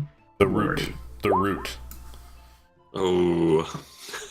All right. So you feel around, The root. And His face is on Ew. fire. and the firebolt flies out, doing the little Zigmundo zig, as it goes through, and it does connect, and the root kind of flashes with flame, and you can all of a sudden see, and your kind of eyes dilate very quickly. But you do see some of the, some chunk of that root fly off and land on Sack B, which is now ignited. And So Sack I B starts to splash a burn. bunch of water everywhere. Okay. All right. So you splash the water everywhere, and Sack B goes out. And the root is, it's not a big root, so it's still some embers burning, providing a little bit of light, but not much, and it's All right, going away very cool. quickly. So I'm gonna grab. All right. So this is my plan. You let me know how this is gonna unfold. Okay. I am going to grab both sacks. I'm going to give 3 tugs on the rope and immediately start diving for the opening. Okay. All right. So you grab onto both those sacks. Tug, tug, tug. All right, I start pulling Let it- And, right and the away. dive. Don't forget to dive toward the opening. All right. You dive towards the opening. It starts going, and you go fast. You're going so fast that as soon as you reach the water, you actually shoot out of the top. And you see the rope go slack below you as you pass Yeah, it. we're wondering if it's Yeah. even on the rope at this point because we cannot get it You- taut. you have Like a- it's And at the top, you're scramble, boom, grab with one arm, one hand right onto the edge of the cistern. that's how you use that cloak, I guess. All right. So I scramble my ass out of the cistern, and there I am. You've got 2 sacks, one is slightly charred. Okay, so that's how we know Sack B. Okay. And I drop them on the ground and I dust my hands off. And that's how you pick up a magical item. What are these? No fucking clue. Why don't you poke your face in there and look at it? Can we give it to Jason to open up? Yeah. Hey, Jason, there's loot over here. Jason politely declined as he continues to regenerate his skin and muscles. Okay, so I would like to. I would like to. Now that I'm in daylight, take a look at Sack B closer. And identify, like, does it have any like closures on it? Is there any like tied shut? Like, what's up with it? Check So for Sack traps. B is quite large. It's basically a 1.5 cube sack, and it's very lumpy. Got 4 or so big lumps, almost like there's melons inside. It's gonna be heads. I know it. Sack A, while you're looking at Sack A, appears to be stitched together out of some sort of leather, tan, light leather. I'm gonna make a guess. It's human skin. It's diabetes. That's a good thing. Okay, so I'm gonna go there. So there's like sticks or trees around somewhere. There are sticks. There's quarterstaff. I'm gonna take the end of my 1/5 staff. And I'm gonna poke at the Sack B from a little bit of a distance to see if I can like open it and knock something out of it. Okay, so you're trying to poke at the opening to tease the opening. Yeah, Like from as far away as possible, like reaching as far as you can. Like, Right, with my 1/5 staff. So quick aside, in the old version of D&D, what I've learned is that literally everybody used to carry around a 10-foot pole, Right. specifically for checking for traps, and like every they'd move forward 5 feet. Because back in those days, it would be like death traps everywhere, and there was no way to tell other than poking with a 10-foot just pole. poke it with a There's stick a and bunch see of what like, happens. Yeah. there's a bunch of DM blogs called 10-foot pole now. Okay, so you poke it with the stick. You kind of tease it open, and you can see very quickly what you suspected. You see kind of some eyes poking through. They seem to be dead, rotted. And as you tease it open larger, you see that there's at least 3 rotten heads inside. Yummy. Well, I think there might be a 4th one. Well, so hold on. You said it was like 4 large lumps, so 3 heads. Do I know if there's a 4th head or? Well, you're just seeing what's in the opening. You haven't. Oh, what's in the you haven't opening. really. Okay, so I turn to Squawk and I go, "You need another head." Pretty sure there's a 4th head. But anyway. All right. Next stack. You want me to open that one too? I think the stick method seems to be working. All right, let's use my 1/5 staff to poke at that again too. You got a. By the way, you got a healing potion just in case this goes wrong that I can I hang do. on to. So All so by the way, I have the mage armor activated, and and I do have a healing potion on my hip on my belt. All right, I'll So- grab. If it goes wrong, I'll grab that and we'll use it on you. Okay, so Troy, that's what I would like to do. I would like to poke at Sack A in the same manner.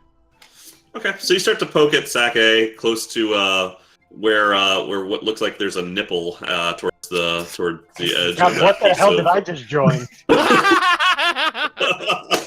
Well, Sack A has a nipple. Come on. Okay. Duh. Hey, where were you 10 minutes ago when we needed a bear with time to Yeah, or somebody who A could turn bear into with an extra animal that nipple. could see underwater. So how about this? Let's get through Sack A and then give Andy an update, and then we'll take a Okay. break. Okay. So you kind of peel Sack A open, and inside you see some gems. You see what looks like a scroll and some metal bars, like ingots. and one of the metal bars presumably is my magical. So Or the scroll is. Is he still Scroll. detecting magic? Can he still see which Yeah. one is It's, glowing? the scroll is what's glowing. It's the Okay. scroll. All right, so I'm gonna grab for the scroll, Okay, so you pick up the scroll and I would like holding to it in your try to hand, and it's identify glowy. exactly that scroll. Okay, so you hop down and spend about 10 minutes identifying it, and you scroll of comprehend language. Ooh. Okay, that could come in handy. All right, so definitely. Yeah. because I'm a sharing, caring individual, I'll let everyone. All right, can we leave this place now? Before we go, can I investigate the bag of heads, the Sacco heads? God, what the hell Sure. did you guys do?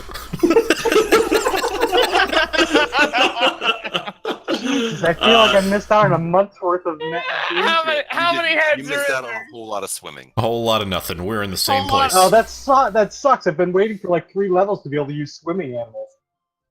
Well, So, yeah. so Squawk, you reach out with your talons and you grab hold of sack B, which is all burnt and has some holes in it now, and you pull it up, and it falls apart, and 5 heads tumble out.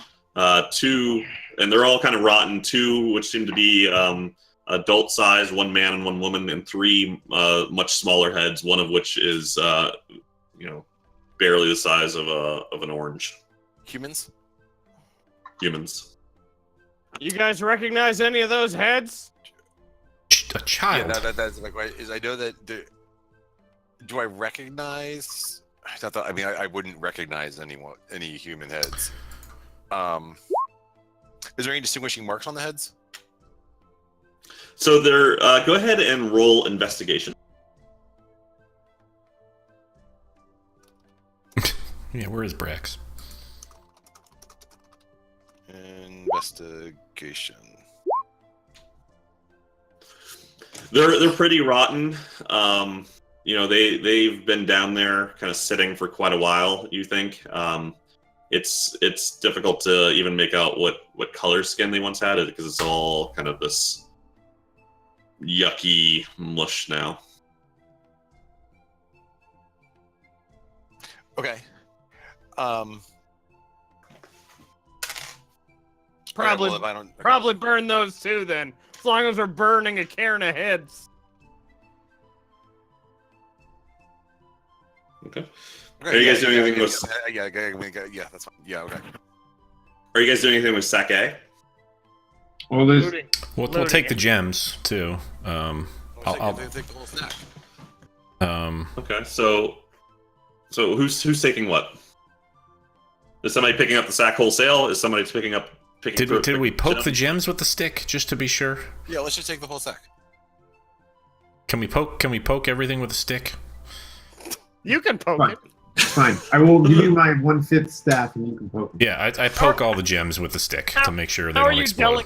delegating the most cowardly act? Also, can I get that? Can I get that? Can I get that? Because I don't have a stick. Can I get that? That cloak back, maybe? Oh yeah. Thanks, All man. right. All right, That was awesome. By the way, Okay, so you poke flying out of there. poke the gems. They're black gems. They don't do anything when you poke them other than shuffle around. You I'll poke the metal bars. They do nothing. They're kind of a silvery metal. They have some sort of runes on them. They don't do anything. Can I like do an Arcana check on them? On all of it. Well, I mean, I guess let's do the steel Go ahead. bars. Yeah, just do an Arcana check. Can we I mean, just we could be here all let's night. expedite this? I can do it one at a time if you'd like. Yes. Try to Yeah, end- fuck it. You do Arcana, and you that the there are 6 onyx gemstones. You believe in the Sword Coast, in like a major city, they'd be worth about 50 gold each. So there's 6 of those guys, and there are 10 relatively small adamantine ingots. They have some sort of dwarven rune on the top that doesn't appear to be a word. It looks more like a family symbol or a maker's mark. Jason, you actually look at it and you recognize that this is a symbol from Hrakhamar. Oh, okay. And Jason, you know that these ingots are adamantine and that they'd be worth about 10 gold each. Got it. I would share that information with the party. Or we could infuse it into our bones. Become X-Men. How many of those are there? So, There's 10. 10 of those. Okay, thank you. So we've got 160, roughly trade value. I would recommend that we just hang on to it, liquidate it at the next town, and then split the loot. Yep. Or maybe Got it. ask about the runes too. Does Just in anybody case. remember where I got a platinum ring from? Yeah, I got one too. I think it was from I don't know. It was from the first module way back when. So Okay. Hey, should we take a 5-minute bio and then when we get fill in Andy in on yeah, where if we're you at? guys want to go, I'm good. I'll fill Andy in while you guys are doing that. Okay, sure. Sounds good. Hey man, how are the fireworks? Fireworky. Cool. Explosive. They were explosive. Yeah, they're pretty good. So we're still in Mabala. We're looting. We've been looting for an hour and a half. But we went into the hut. Zig did a detect magic, and he sensed two things. One was in the hut in a dresser, and the other was in the ground under a cistern. Jason went into the hut to check the dresser, and there was some kind of idol in there, and you can see what it looks like. It should be in our handouts now. I don't know where it is. But basically, it was some like symbolic statue. He touched it, and it hit him for 43 damage, and knocked him out. And so we stabilized him and gave him a healing potion to bring him back. So he's mostly good now. And then we dove down into the cistern, which was filled with water, and that's what took a while, because it was like, do we just dive into this water? Like, how does this work? And so. So I dove down first. I couldn't really find anything because I didn't know what I was looking for, but gave Zig my cloak. He dove down there, and he could detect where it was coming from. He found like a secret hatch in the side of it, went through the hatch, found another cavern, which is where we found these two sacks, and one of them had the stuff, the gems, and the other had 4 heads in it. And that's pretty much all we've done. So. You told him how Iku hit the bricks on us, right? Oh, Iku also left. Yeah, Iku was like, hey, great job, guys. No, I'm going to leave and go tell everyone what you did. And she said, I'll meet you in Oralunga, and if you look at your map now, directly west of where we are, you can see there's Oralunga, and that seems to be our next stop. Okay, that's a long distance. It is. It's a few days at least. The good news is, it's 6 tiles. Wow. I went from mostly healthy to dropped, and then with the potion and the short rest and the second wind, I'm basically back to full. Did we get a short rest? I took one while they Jason were diving. took one while we were trying to figure out how to do this thing. Dicking around in the well. I took one. All right, cool. Well, I mean, I could have swam down there, but that sounds like and I could too. That the problem was the problem was the visibility was basically nil. I even had my stone fist lit up, and I could only see inches because the water was like a black water, so it was just really murky. Yeah, the detect magic is right. That's what it took to see through it. So that's why I gave Zig the cloak. He went down there, and he could actually kind of see beyond the physical nature of the water. So fun. Yeah. So cool.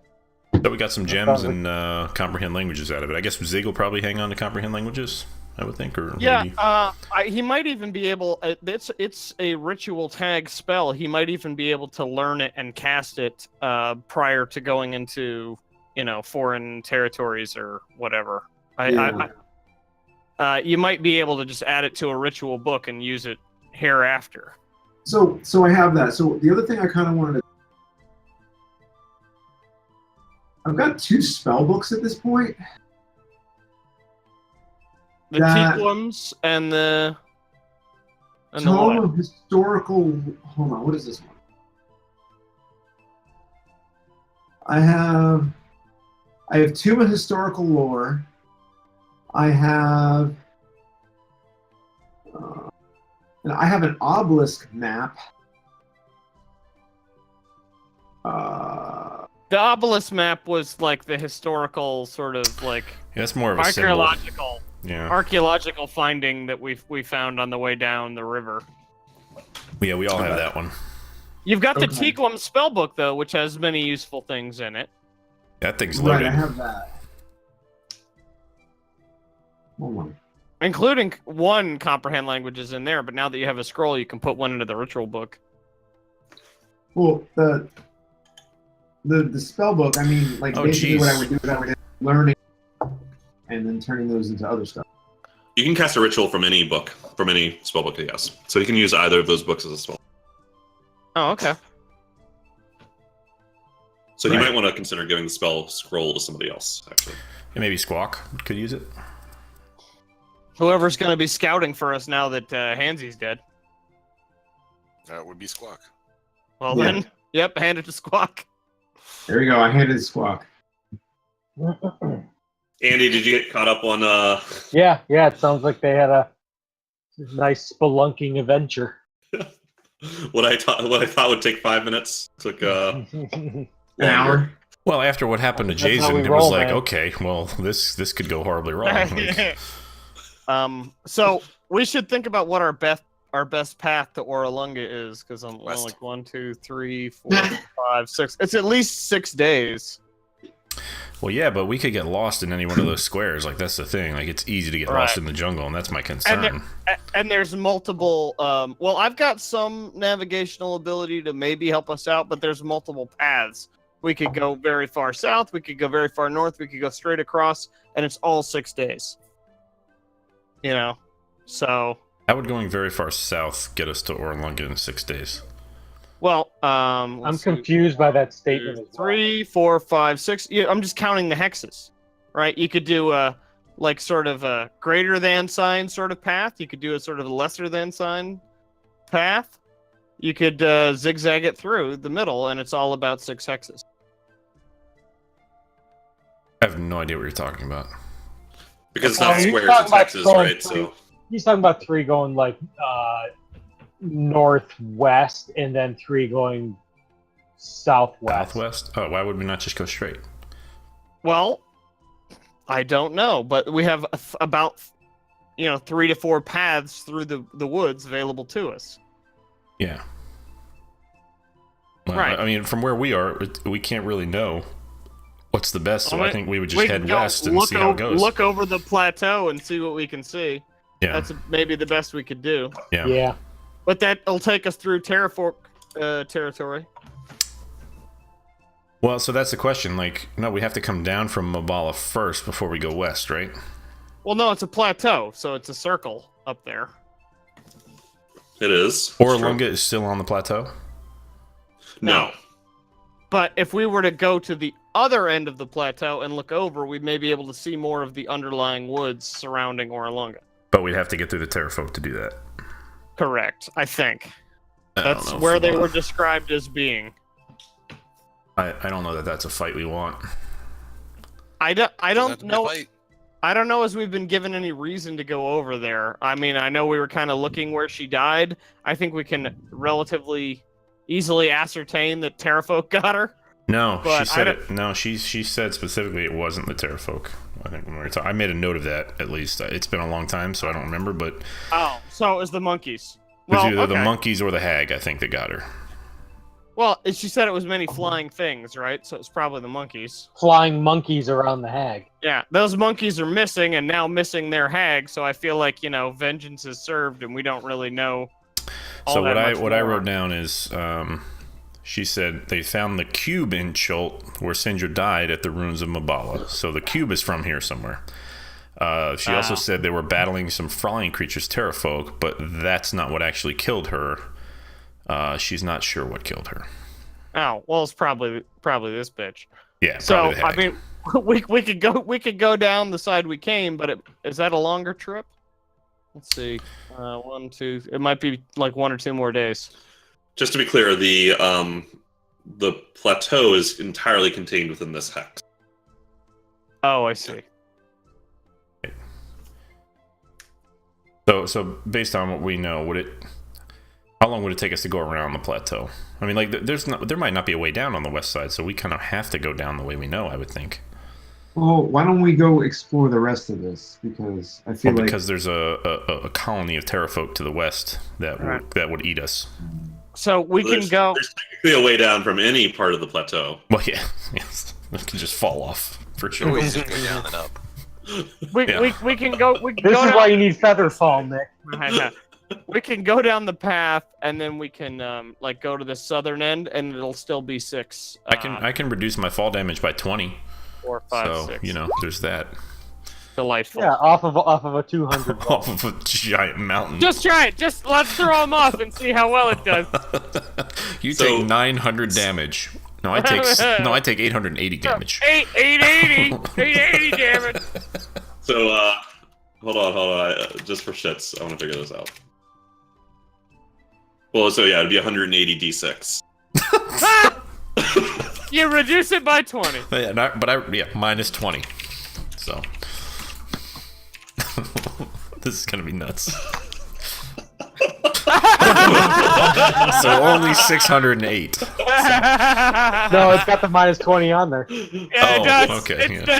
It's a full 628. They can save me with over half damage. So I would like to help him with his fall. before you Thank got you. here, I rolled, including all the multiple dice rolls, 9 times, and I got 5 ones. So let's. Well done. Yeah. So Recto's you wanna vote make a camp is- before we start going? Recto's vote is we head down, we go down the the way we safe way. came, and then we start heading west to Orlunga. Do we want to head west in the morning? Do we want to take take a rest before we go? What time is it? It's like 8 Almost. o'clock. By this point, it's nighttime. It's like early twilight. Yeah, good call, Nick. I don't love sleeping by the hag's house. Oh, But you're the only one who that's- disagreed with that sentiment. We can The go floor was sleep. blown up. We can go sleep out by the cliffs. And anyway, Again, if we don't have want to. we don't have much of a choice. Yeah, we can sleep where we slept before. Or even at the gate. She's already got shit growing up from the ground. Alright, let's take our money and run. Yeah, so we'll gather up the stuff. Anybody want to check anything else while we're up here? I think we've checked pretty thoroughly. Okay. There was a song by Nirvana that You cut out. Okay, so we're taking a rest. Okay, Yeah, so we'll head over to like where we took a rest, I think. Right? Where we did before, same place. all right. So the little passageway towards the path. Yeah. Okay. So you guys climb down there, and you're able to kind of brace yourselves up against the side it kind of cuts the wind out a bit, which is helpful, and you guys are able to rest through the night. It is a short rest. Is a watch cycle still the same? Yeah.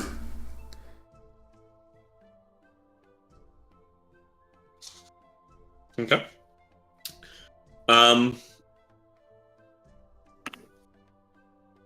Hold on a second.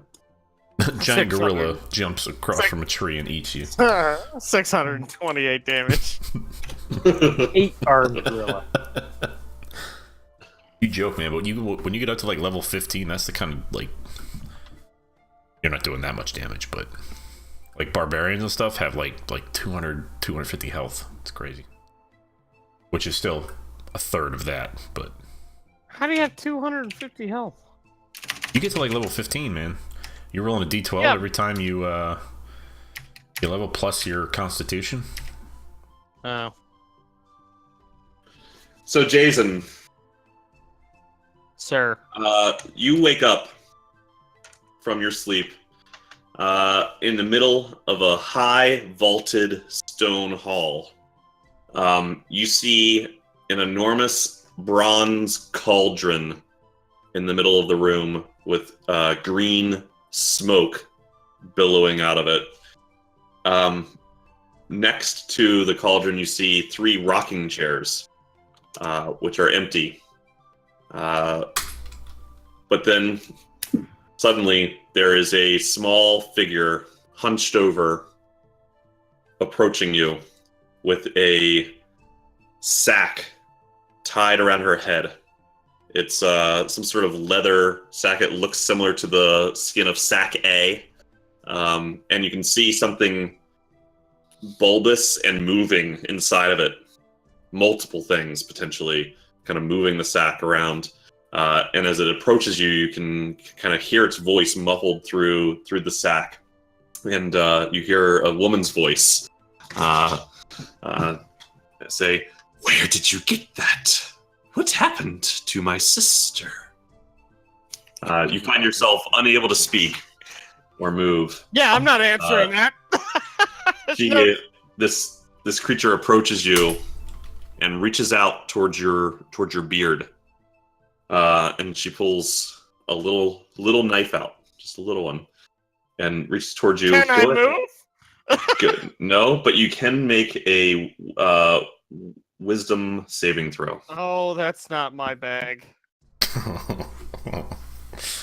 Ooh. Okay. You try as hard as you can to tuck away, but you find yourself just completely frozen as she reaches forward and grabs a tuft of your beard and slices that tuft of beard off. And she kind of looks at you and says, "Oh. Well, my master's expecting you. I suppose I'll be seeing you all in Omu soon enough. I'll be looking forward to it." And boom, you wake up in the crevasse on Umbala, and you reach toward your beard and find a tuft missing.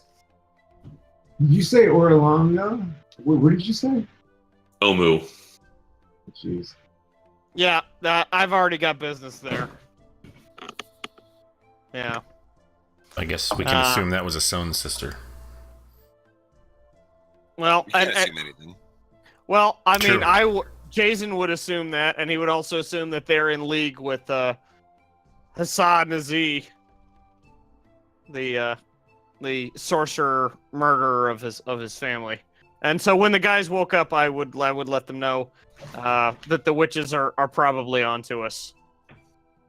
What happened to your face? Are we awake yet?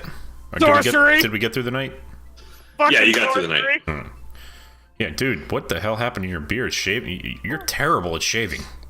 Fucking sorcery is what happened. So happens to try to shave in the middle of the night. And I'm like, Sorcery, really.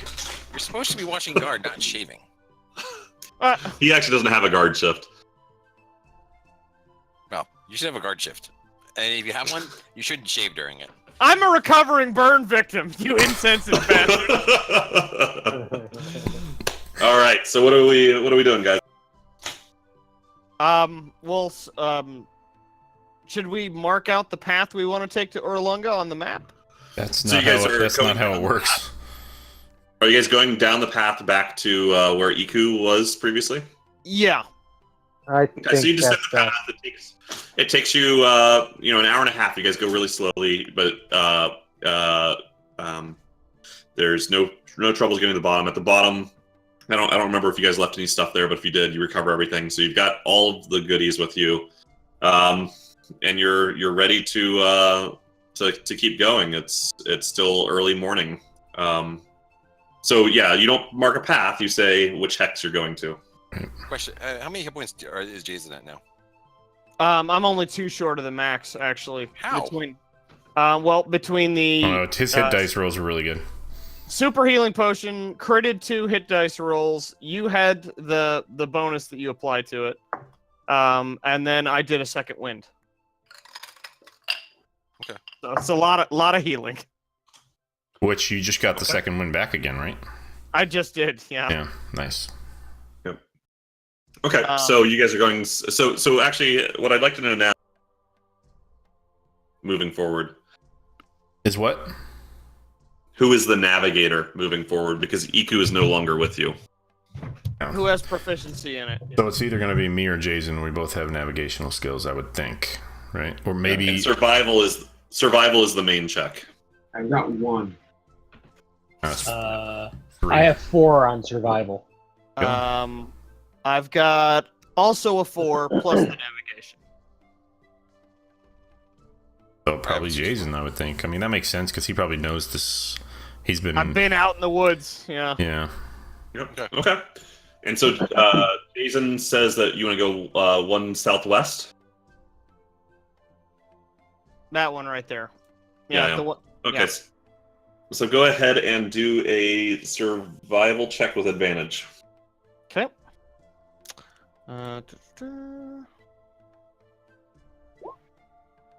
Jesus. Delightful. Okay, so you start to wind your way through. Oh, never mind. That was the last one. You start to wind your way through the jungle, and a little ways through, you're able to use your navigational instruments and determine towards the end of the day that you're Wrong not quite where you wanted to be. Yeah, but we're not. That's equally good for our purposes. So as you get further from Mbala, you see, above you the whole time, like especially as you got past the western side of Mbala, you could hear the screeches of some sort of aerial creatures, and you would occasionally catch a glimpse of this winged dinosaur creatures flying overhead. With Terrafolk, we can kind of deduce. Yeah. Okay. I mean, you could, if you cared to. How are we doing on Okay, so you rations? march for a full day. How many days have we been out now? Are we? You have been out for 16 nights. Okay. But that includes like time spent in Camp Vengeance. That is true. Right. Just one. So night. we're not like.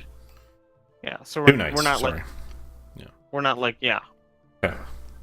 So we should have 16 days of rations left theoretically. No, we did. I can get a long rest. I can start helping. And we We- can do we a didn't- Goodberry and stuff if we need to. Yeah, Yeah. but we didn't use any rations at Camp Vengeance when we were Right, there. but that was only 2 nights. So we were at 16, which brings us down to 14. So that means we have 16 left. Okay. Okay. So you guys, you're marching to the jungle. You see, you're passing by some streams. You see a few of the kind of larger, gentler plant-eating dinosaurs, but nothing dangerous, really.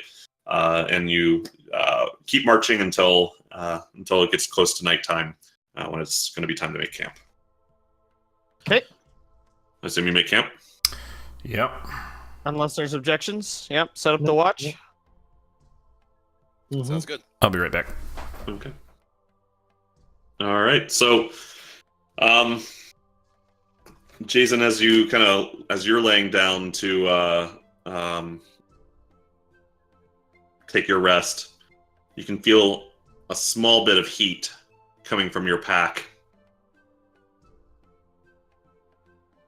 Okay. I'd like to investigate the source of that.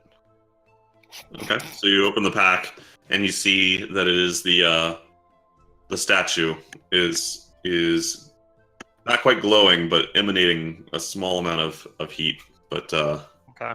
it doesn't explode. I'd like to. Are we asleep yet? Are people asleep? Or not yet? I would say no. Yeah, nobody has to be asleep yet. Maybe Recto's asleep since he's not Okay. here. So, I'd ask Zygmundo if maybe there's, it seems that this is gathering some heat. I know the hags are probably after it. Is there anything you can tell me about it? Any magic knowledge that you possess? I'd like to try to investigate it some more with the Arcana that he's asking me to do it now. Okay. So you investigate it with Arcana, and once again, you don't recognize it. It seems to be something that's local to Chult, right? So I generally don't let you Sure. roll. Same No, thing. I totally get it.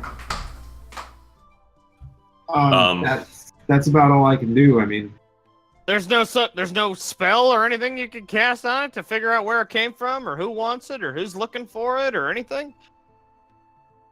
no, I'm not that kind of a wizard. Yeah, I was hoping I'd seen you identify other things. I was hoping you might have had something for this as well. Hold on, let me see what I got for you. We talking about the idol? Yeah, we're talking about the idol. It's starting to heat up. Did you have another vision? No, it started heating up. No. Which I think correctly interpret as ominous. Can I do a religion check on it or something to see if it's as a you can try monk to. to try to see if there's any type Sure, of go for it. okay. I basically reiterated that I know the hags are after the thing.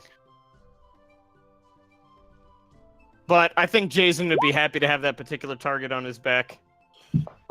He wants them dead, and he wants their boss dead. You're pretty confident that it's some sort of fertility idol.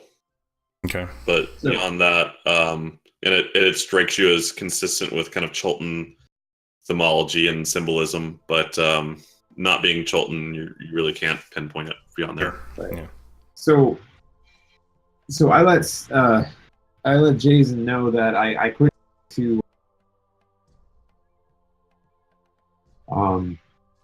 and I let him know that if he likes to touch it, I can do that. Yeah, by all means. Take a All right. grab. So I firmly grab the object Negative. with my pokey stick. No, I take it so that I can cast identify as a ritual on it. Okay. So you spend some time casting identify, and at the end, it's the spell kind of gives you this information, but it doesn't have a name. It has you can kind of, it's more of like almost a visual that you get of it being crafted by a beautiful woman in Chulton garb from within this grand city, sunken beneath the ground. It's like your inset from the ground down below. Would you call it a caldera? Something like that, similar. Yeah. And you can see there's this bustling trade around you, and this woman's kind of carving this statue out of this enormous chunk of jade, and then you can kind of see past that, and you can see slaves carrying this enormous block of stone, dragging it down the road. And another beautiful woman approaches you, and you can feel in your heart that that's your sister. And then another sister approaches, and then another sister approaches, and that's it. So many sisters. Oh man. But they're beautiful? Like they're hot? Super hot. Hmm. You totally do. I mean, Alright, you well. know. I hand it back over to Jason and I go, nothing. No, just kidding. And I tell him about the visions I just had. And Okay. I'll suggest that maybe I know where the heads of one of those sisters are right now. And Oh, then say man. thank you. Is he carrying the head And still? you guys, No, Yeah, but we what- left it up there. yeah. Okay. So you guys, can we so check the it remains cube? warm, by the way. Yeah, can we check the cube? Oh, you have to ask Right. me not. Then yes, we can. You Yeah. asking me to check Just the that cube? you, That's why I said, can we check the cube? Oh, Can we check yes, the of cube? course. Oh, okay. So so you look in your pack and you don't find the chicken, and then you realize that it's in your pants leg, and you kind of shake it out. hold on. I take the chicken out and I hold it by its feet and I shake it a bunch and the cube falls out and I look at it And What do I it's looking normal. and nothing's going on with the cube and I scoop it back up and I shove it into the chicken, Okay. putting it firmly back in my pants. All right. Do we want to put this idol, like, how are we carrying this idol right now? Is Jason just carrying it by hand? Or is it I in assumed that it was in his pack. Okay. Yeah, it's in my pack, close to my back though. Now that I know that it's temperature sensitive. Would you call it your backpack? Yeah, I would. I would Okay. call it that. And what's the name of the place that we think that crater is? Did somebody say it? No. Oh, I thought somebody said the name of it. Okay. The hag said that they were waiting. Them and the I think the snake general that I have a real hard on to kill is in Omu. Who might They also said their be the master is waiting for them in Yeah. Omu. who might also be It this might- big bad. Might be a different master. It's possible. Okay. But I think everything's him. I'm seeing him everywhere like the Joker. Sure. You know? So, All right. Okay. So you guys head to bed. Yep. Is there any reason we want to hold on to this idol? Like, is there any positive reasons we should have it? I want to keep it because I now think it's telling me when my enemies are looking for me or when I'm coming after them, or it's like if they're close to me, or I've got. That's my suspicion, so I'd Okay. want to hang on. All right. Okay. I'd rather they So- find me. So Recto, maybe 2 hours into your watch, you hear shrubbery moving to your west. How close? Let's see. I would say probably 30 feet. Okay.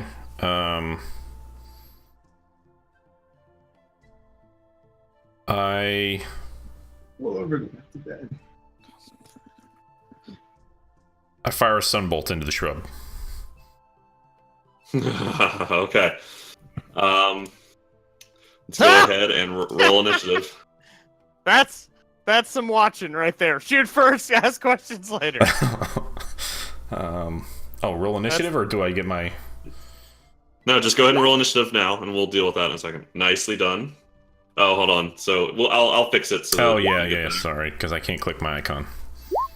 Go ahead and stop rolling initiative. Hold on. Wait a second. We'll use that also. So go ahead and do your attack roll, and do it at disadvantage because you can't see what's over there.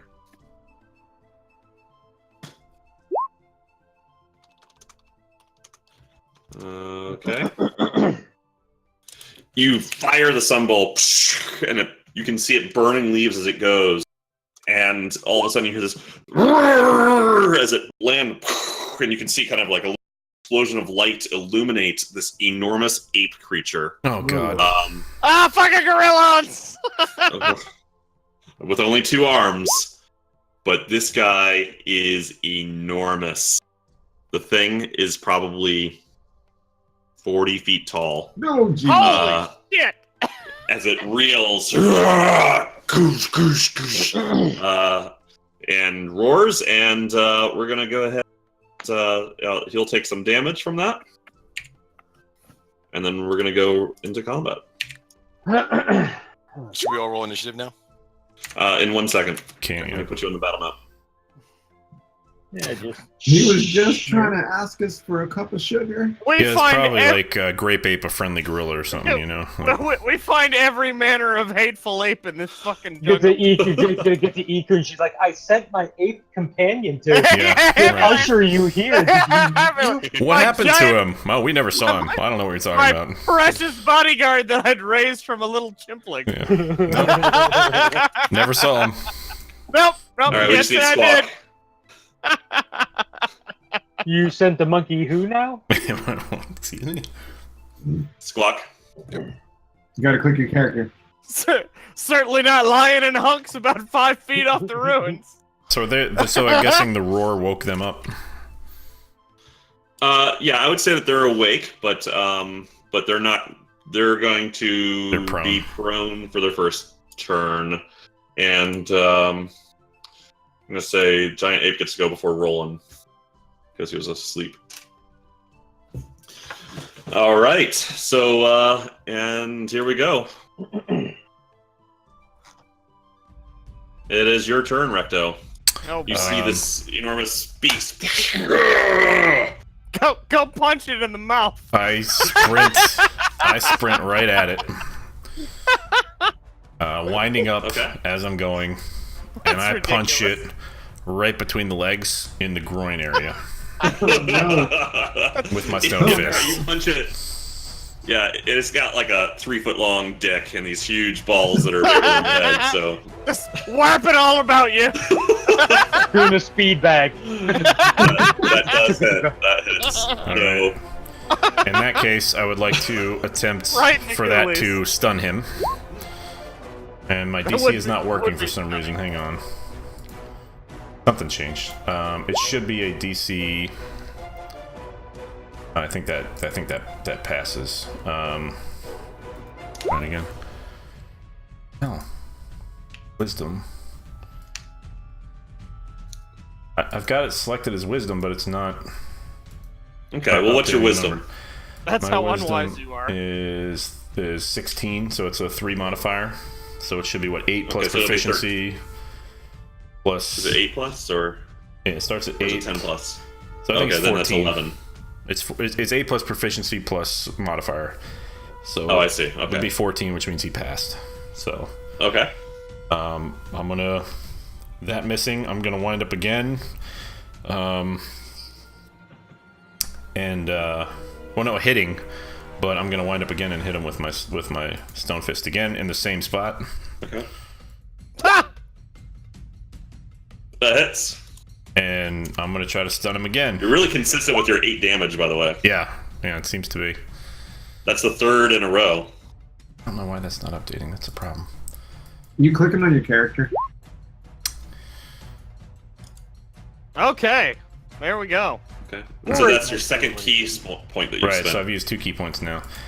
Takes 2 direct dick punches to stun a giant gorilla. Yeah, apparently. so you punch him That again with tracks. balls. It kind of grabs his balls with his huge gorilla hands, which are You gotta hit half, both the balls size of your whole for body. that to work. Yeah. Yeah. That said, I'm then going to I'm gonna kick him. I'm trying to kick him like right in his knee. After that, and that'll Kick be him in the knee. He's 40 feet tall, so you're gonna do 40. a jump kick.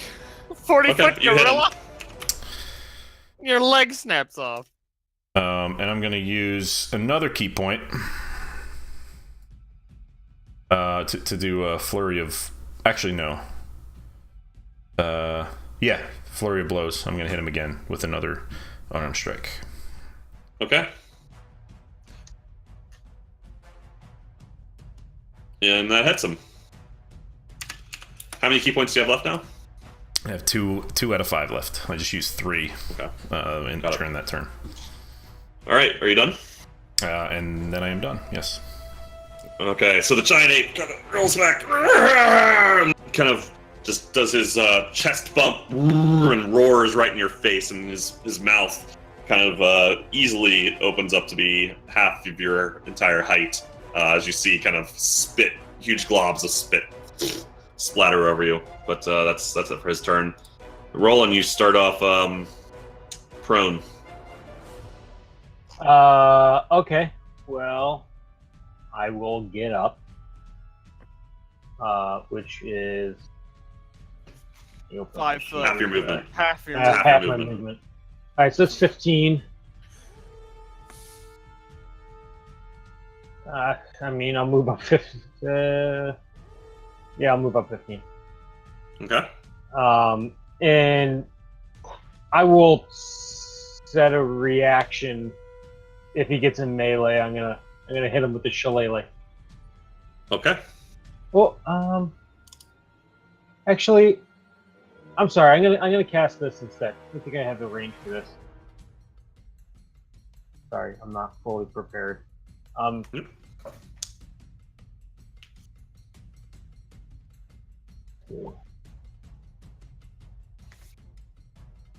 Okay, and I think does he automatically fail con saves, or does he have disadvantage? Do you remember? I posted it. What does it say? I thought last time they automatically failed, but maybe he's not still stunned after his turn. No, he is. He's Oh, what does He's what does incapacitated. incapacitated mean? That's the question.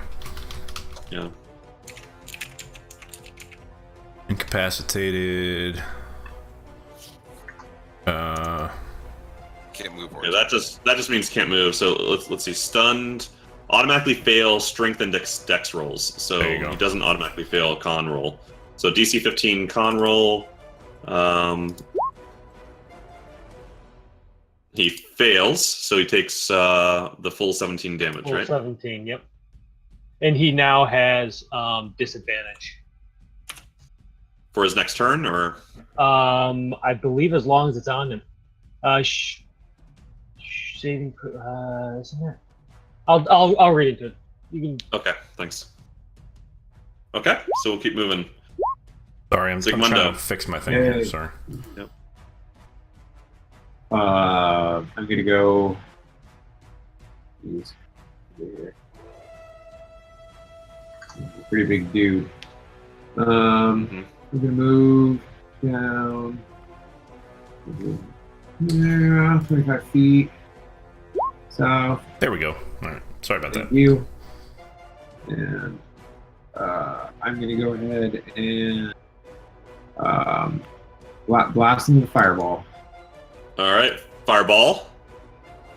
Fireball. And so as to not try to hit Recto, blast on this right, because Okay. Right there's my target. Thank you so much. You're quite welcome. All right, let's see it. Level 3. Hang on a second. All right, he automatically fails the dex save, so he'll take 25 damage Oh, that's right. Good call on that, dude. as the earth kind of erupts as this fireball. You see a small little mushroom cloud form, and you see kind of it blast into him, and the fire starts to singe his skin and his fur. He roars. "Roar!" Does it burn all his hair off? That's what I need to know. A lot of it along one kind of his bottom half of his right arm is mostly hairless. Cool. Okay. You can ask Recto about his balls. Oh, wait. Hang on. Also, hold on. By the way, you couldn't have moved there 4K? because you lost half of your shit. movement. So, We're prone. But you could aim at the same place. but you could aim at the same place. But this is where you could get. I've gotten to, Okay. and it's fine because it's not a aimed stump? spell. It's not an attack spell, so it's fine. All right. Fantastic. Do I have an unobscured view of him? How high are these plants? Hi. Okay, they're high. Okay, then that ends my turn. Okay. Squawk. Okay. I am going to. So standing up is the action, or standing up is. After Standing up just uses half your movement. Okay. Please have your Right. move. Okay, cool. Then I am going to get up, fly up in the air 10 feet in the air like I do, even though I know that 10 feet isn't really going to be much of anything. Okay. So did you set my elevation at 10? Yep. Great.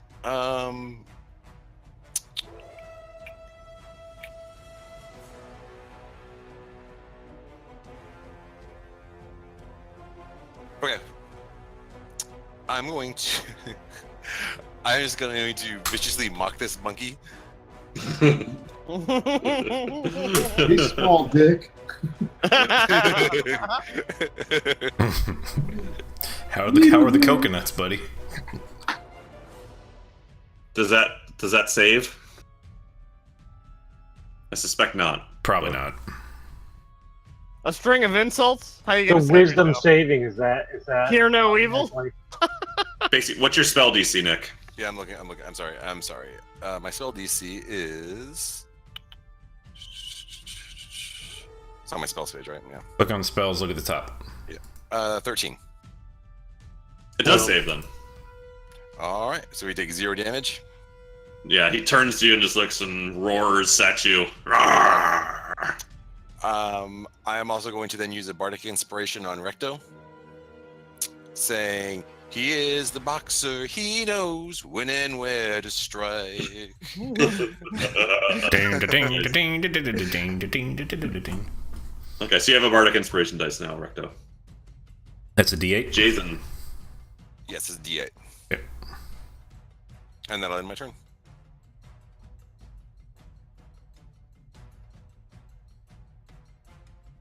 Jason? Okay. I stand up and get to here, I think. 5, 10, Okay. 15. Okay, Sure. and then I would like to take an action surge to Okay. get the rest of the way to the monkey. Okay, and you're going to be in difficult terrain at this point, passing through this brush. Is that half of it? Yeah. Half my movement? I think I could still make it. It basically, each square costs double movement, is the way it works. I think I can still make it. Okay. So now that I'm here, I'd like to set my reaction that if the monkey attacks either myself or Recto, I would strike it with a superiority die for with a menacing attack. Your action That's a surge bonus action. costs is a bonus action. Okay, so all right, fine. Yep, you can do that then. Okay. Recto. I'm going at his balls again. So Okay. Not a bad way to subdue an alpha I'm gorilla. I'm basically speed bagging his testicles at this point. So, yeah. So yeah, we're It's all about gonna the rhythm. stone fist him right there. Oh! Right in the All ghoulies. right. Pretty sure that Yeah. hit it. Yep. And we'll try to stunning strike that one as well. So DC 14 for that. Okay. Oh, So that's one more. Okay, I'm down to 1 key point. And I'm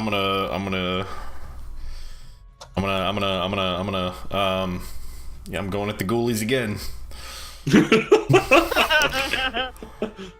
That hits. that hits. And yeah, I'm gonna try to stun him one more time. Okay. Man, you're single-handedly murderizing this ape's testicles. Yes. There you go. Oh man. So he's stunned again until the end of my next turn. Okay. All right. And he's. Ah! And that was my last key point, by the way. I'm out now. So. Okay. Oh wait, no, and then I get an unarmed strike as my bonus action. Mhm. So again, I'm gonna kick him in the other knee. I'm gonna kick him in the shin. Is what I'm gonna do. You're really Like, just kicking him in the toe, though, aren't you? I can jump. I'm very dexterous. Yeah, why kick the sensitive toe when you can pummel on the tree-like shin? Oh, that's an arm trick. So that does hit. A 10 hits? Because of the advantage there. He has advantage because he's incapacitated. Gotcha. All right. I am You should murdering die this in the effing first- ape. You should have used your Yeah. die in the first stun. All right. No, So it the doesn't ape kind of work that way. I kind don't of think. roars. Yeah, it doesn't work like that. That's right. The ape is kind of grabbing his nuts with one hand and kind of half-heartedly beats his chest with his other, and like tries to get a roar out, but his heart's not in it. Having I can second imagine thoughts. little bit of fight taken out of him after a vicious ball slamming. Hey man, punch what you can. You know. I'm All right, I'm rolling. not a proud man. So at the beginning of his turn, he's got to roll his con saving throw. At the beginning of the ape. Of the ape's turn, yeah. Okay. Oh, and what kind of saving throw? It's Constitution to a 15. Oh. So he passes. So it takes half damage. Uh, I assume I roll for that each time. I would assume so. Yes. Okay. Sorry, I accidentally just broke the sheet.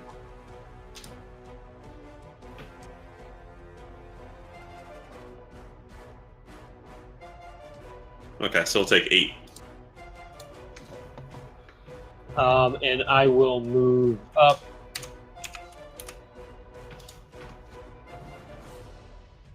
Dude, that's a great call on that spell if he's stunned right there. That's awesome. I'm gonna hang out right here, Okay. and I'll set a reaction, same as last time. I'm just gonna kind of melee him if he gets in And range. you have you're using concentration on that spell, right? The current one I am, yes. All right. And you're setting a reaction to do what? Just I'm gonna melee him if he gets into range. If he moves up on me. Got it. Okay. Sigmundo. All right.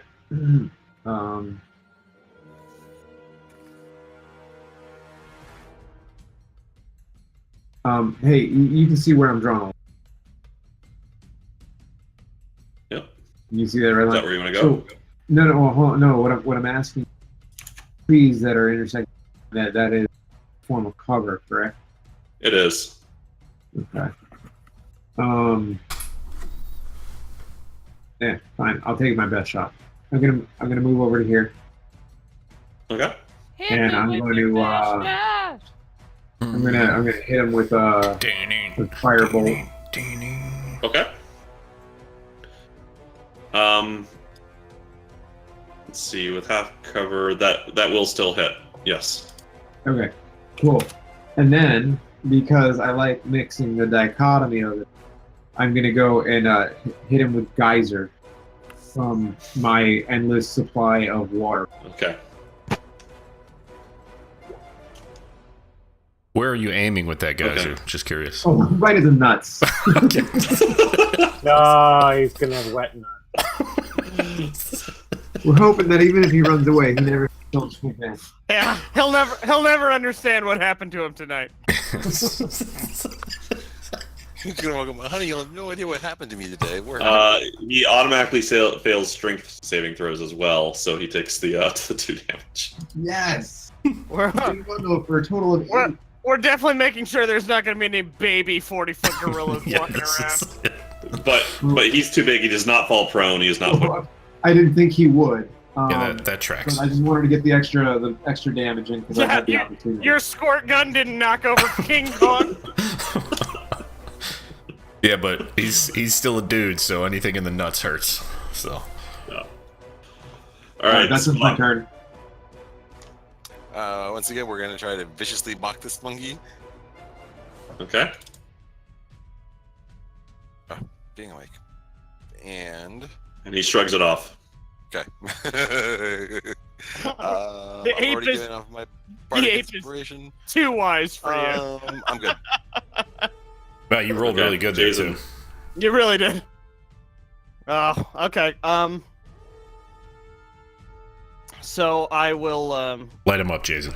Yeah, With it, take my turn. you have advantage on these, by the way. So click your advantage button. Sweet. I will remember to do that. Advantage. Okay, here comes the first one. Hits. But yeah, Okay. Here comes the offhand. Hits. but chow.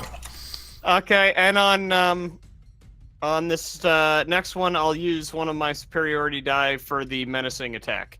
So I'll do one attack and then I'll add a d8. Right? So there's that plus that. Okay. So you come up and you swing and you're slicing across him as he's bent over, howling and crushing into his skull with your hammer and slicing again. Wow. And how do you want to do this? Oh, I will take the long sword, and as he's bent over, take the opportunity to just lop the wang right off. Jesus Christ. And I know what new talisman's coming up I next. know. You hear a huge thud as it collapses to the ground. I'm gonna like- drop a 10-pound strong. It's like Rector, you feel the ground shake a little bit. and then I'll assume he'll just sort of grab at it and then sort of fall backwards.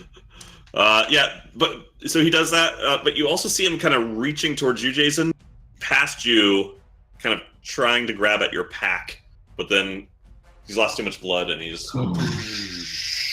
Yeah, suck on that, hags. I'll use this wang as a puppet to beat you to death with. What else you got? Oh my god, can we attach it to a sword hilt for you, please? Yeah, rah! Bludgeoning damage all over the house. Do we think the hags sent the gorilla? Absolutely. Okay. Not that he was coming to stop the hags or something. No, he Let's wants. hope not. I feel a little bad about shooting first. I Do you though? gotta be honest. Do you That though? is your thing. Do you though? I do. Now you're going all Jane Goodall on us? Well, After absolutely pulverizing a monkey's nuts for the last 20 minutes, you're gonna tell us about the majesty of the great apes?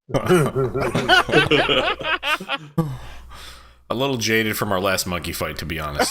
So, it was- Yeah, fuck all these monkeys No one was a monkey. and fuck all these witches. you're right. I didn't know it was a monkey. That's a good point. How did I not see a 40-foot monkey in the bush? You heard it, Good question. Russell. So one thing you do notice is about a minute, maybe less than a minute after he falls over, the giant gorilla and his big wang. Poof, Oh, okay. turned I feel turned much to better smoke. now. Okay, good. That makes me happy. Wow. You stun locked the fuck out of that thing. Well You done. really did. You Well really done. did.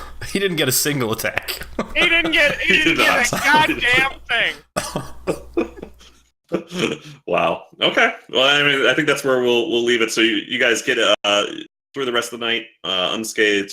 You wake up in the morning in the jungles of Chult. So and, to be that's clear, all. we still get a short Fresh rest, with a right? Long rest. Standard short rest. Short, Alright. but post monkey, we get a short rest. Post monkey, yeah. Okay. All right. Cool. So I get everything back. So I'm good. Okay, so I get my point back as well. So no harm, no foul on the Wang monkey. Yeah. That's what I figured. I was like, well, alright, I'm just hang going to on. use it all. Take care of some bookkeeping here, And we hit level 6, right? No. Oh. Ah, one year. God, we will hit it's level- been at least a year since we've leveled. I feel like.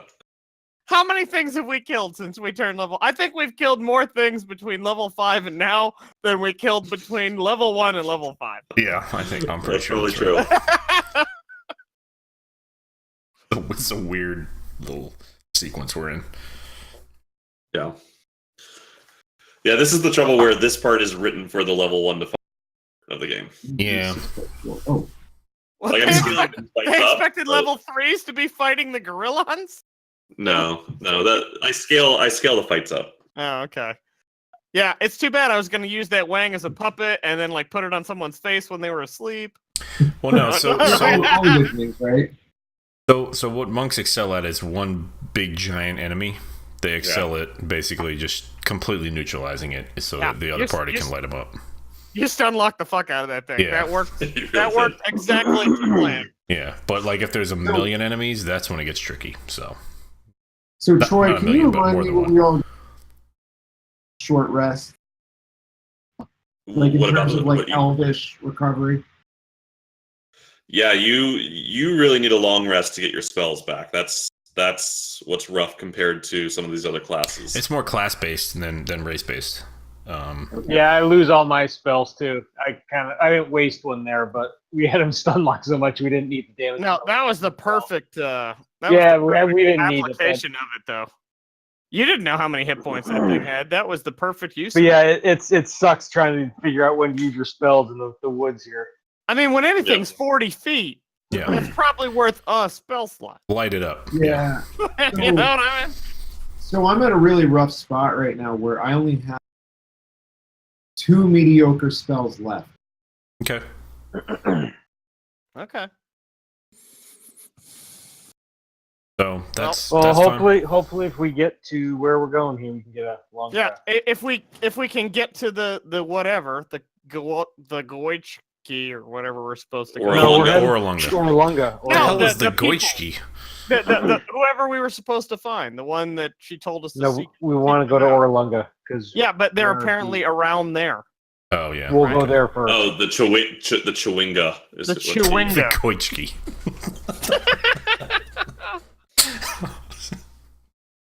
That's what Meryl was just plummeting is a Koichi. I was the ape was like, oh my Goichkis. Ah, Goichki!